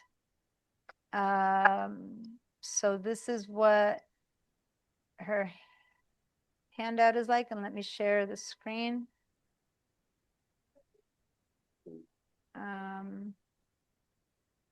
So Georgia, here I can give you her handout, but this is her handout. So it's just a series of links, right?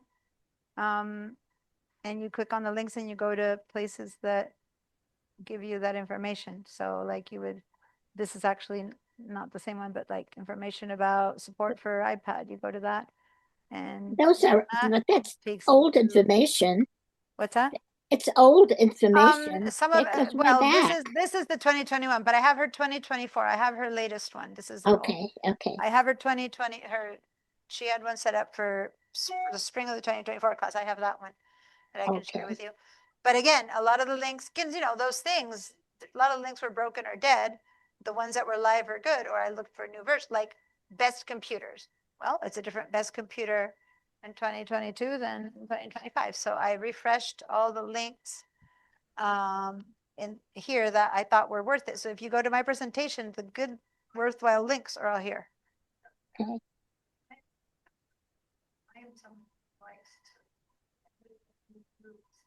Oh yeah, well, I used that you saw. I would click on the links, and when they were good, I put them in here. And they weren't good, I wouldn't. But then I'm much more of a graphic person, so I put image. I did it differently, but its content isn't that good. You said that what your presentation today is taped or recorded? Yeah, I'm recording this because I'm teaching it on Zoom, and my Zooms are always they're always set on record. Yeah.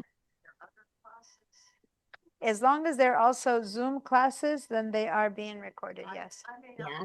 get there on Wednesdays. I'm already worried that something way previous. Yeah. You will have, since this isn't official, I won't have an official place, but I will certainly give you the link. No, I have an official place that I put my classes, but this isn't officially supposed to be recorded. So this one, ask me for the link. I'll send you the link to this recording and you to the Wednesday. No, it's just 3 days. It's Monday, Wednesday, Monday. I know. The YouTube class, Oh, will I- we have a break? Guys, I forgot. Oscar, come in. I forgot that at 4:30 I have a meeting with Oscar. Okay, He's outside, meaning I'm happy until 4:30. But I can't stay Okay. forever. Many times I stay for an extra hour, but go ahead and open your settings and I'll help you with that. I delete my email address. No, you won't. You're just taking it off this computer, but also you don't have to because just by signing, I forgot to tell people how to sign out. Diane, Ooh. because you speak with a French. Okay, let me just show you how to sign out, guys. Mine got turned off by itself.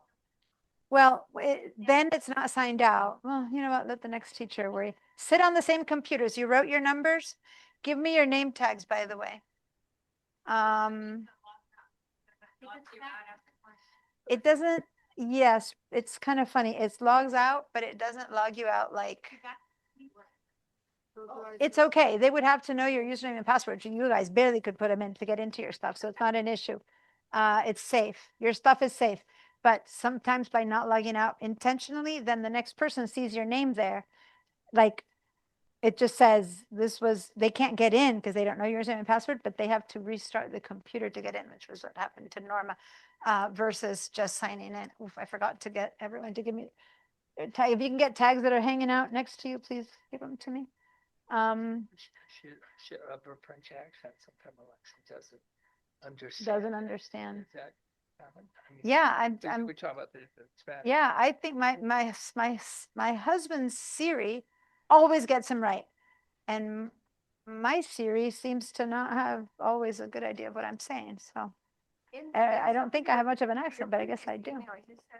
There were places to go for, I have a brand new, I was perfectly fine on my, now I don't know anything. It just is so totally different. Yeah. And you said that you gave some dates or times where you can get extra help if you need it. What I did there, that's at the library. Is that what you mean? No. No, it was in your email to us. Oh, tech support. Yeah. It's in the, yeah, here. You can't, I can go back to your. yes, no, I hear you, but yes and no, because it's not much of an answer because it's the school, no, it's the school tech support. Here, it's the school tech support. And the problem with the school tech support is that they made it clear, they get really angry at me when my students call them because it's for Santa Barbara City College system access, like pipeline, all that kind of stuff, or to report technical issues. Now there is, and I didn't put it here, a student learning support where they help you with Word and Google and whatever. And it would be great if you could email me and ask me, I'll add it here, where you can get questions that they might be able to answer questions about the iPad. I know that I need to spend some time and I can find information on the. Did you open your settings? And all, but it's like 3 days old, so. Pass me the Evelyn's card. I'm a comfortable computer user and There, I thank was you. going absolutely crazy Yeah. because everything has changed so much with. Yeah. And that's why I took her this summer and I thought this summer I get it in September. In September, you took the whole series. Yeah. Classes. It's called Intro to the Mac, Mac Level 1, Mac Level 2, and iLife. And I cover And all of that. and she goes through what's what in the new system. Yeah. And it's not like today's, it's not talk. We're on our stuff doing it. And I don't have any other, my computer is a PC. It doesn't matter. Just that I have an iPad, an iPhone, and a watch that are. So what you need to do, which you wouldn't like, is you would have to turn this on, right? And Okay. then Just pick out. it says which of these you don't want. So you can turn Find My, when you're using it, will find you now. Thank you. So precise location while using the app. Thank you for the. Good. And then you say never, never, never to everything you don't want, but you only turn on, like, do you need DuckDuckGo to know where you are? Probably not. The calendar, on the other hand, might be good. I don't have the app on. What? I don't have the maps on. Show me where it would be. But there you go, maps. Well, the Find My is different than a map. When it have to show me where it is. So when you go to the Find My,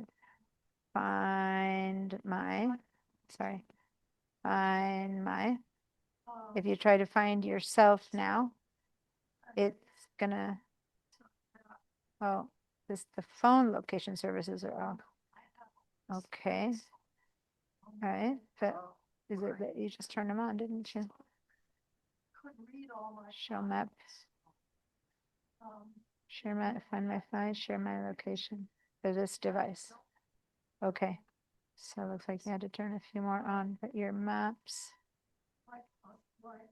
I'm not sure your maps need to be on. Let me see. It seems like it would have to be to show you where it is. There it is. That what we turned on is enough. There we go. Just, Because this is the Find My app map. It's not the maps. oh, okay. So now this iPhone, you found yourself So do I have in to the turn- Find My. This is not the maps app. Okay, Okay. so So it do I found just you. get the app and it'll go to this, where the phone is? Yep. Mhm. Oh, my God. That's your device.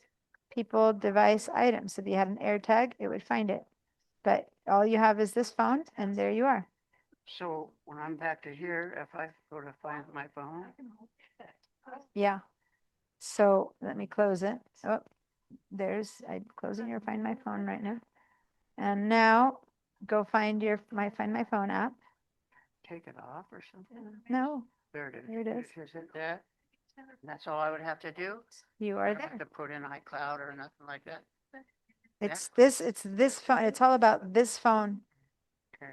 And it's just this one and nothing else. It won't find anything else. Oops. I'm sorry. I didn't know. I should have, I turned it off without, I thought I had pressed something wrong and it was a call. So that's it. This is you. Now, if you were to lose this phone, if you go to the cloud, you can find this phone. This is all it's doing. This phone is being found. If you were to lose this phone, Separate. you don't have the phone. So the only place to find it is, if you lose the phone, to find this phone, yeah, you can go to the cloud on someone else's phone or on a computer, on a tablet, anywhere. Type in. And you go Find My, you go to devices and find the phone. So try it on another app or someone else. Go to your computer and go to the cloud and say Find My, and it'll point to where your phone is. All we did is make this phone and nothing else findable if it gets lost. That's all we've done.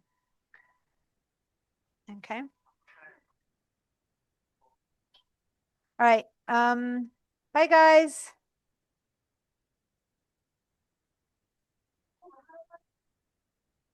Yeah, just go to the top apple on the top left of the screen, and then say log out and your name.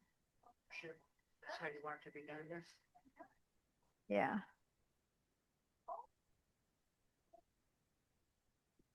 Oh, cool. Thank you.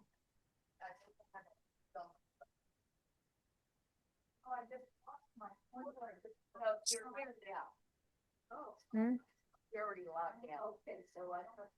If you're already logged out, let it be. You're fine. It just went on its own. That's fine. That's fine. See, if you see your dog. Just say yeah. Yeah. Yeah, leave it alone.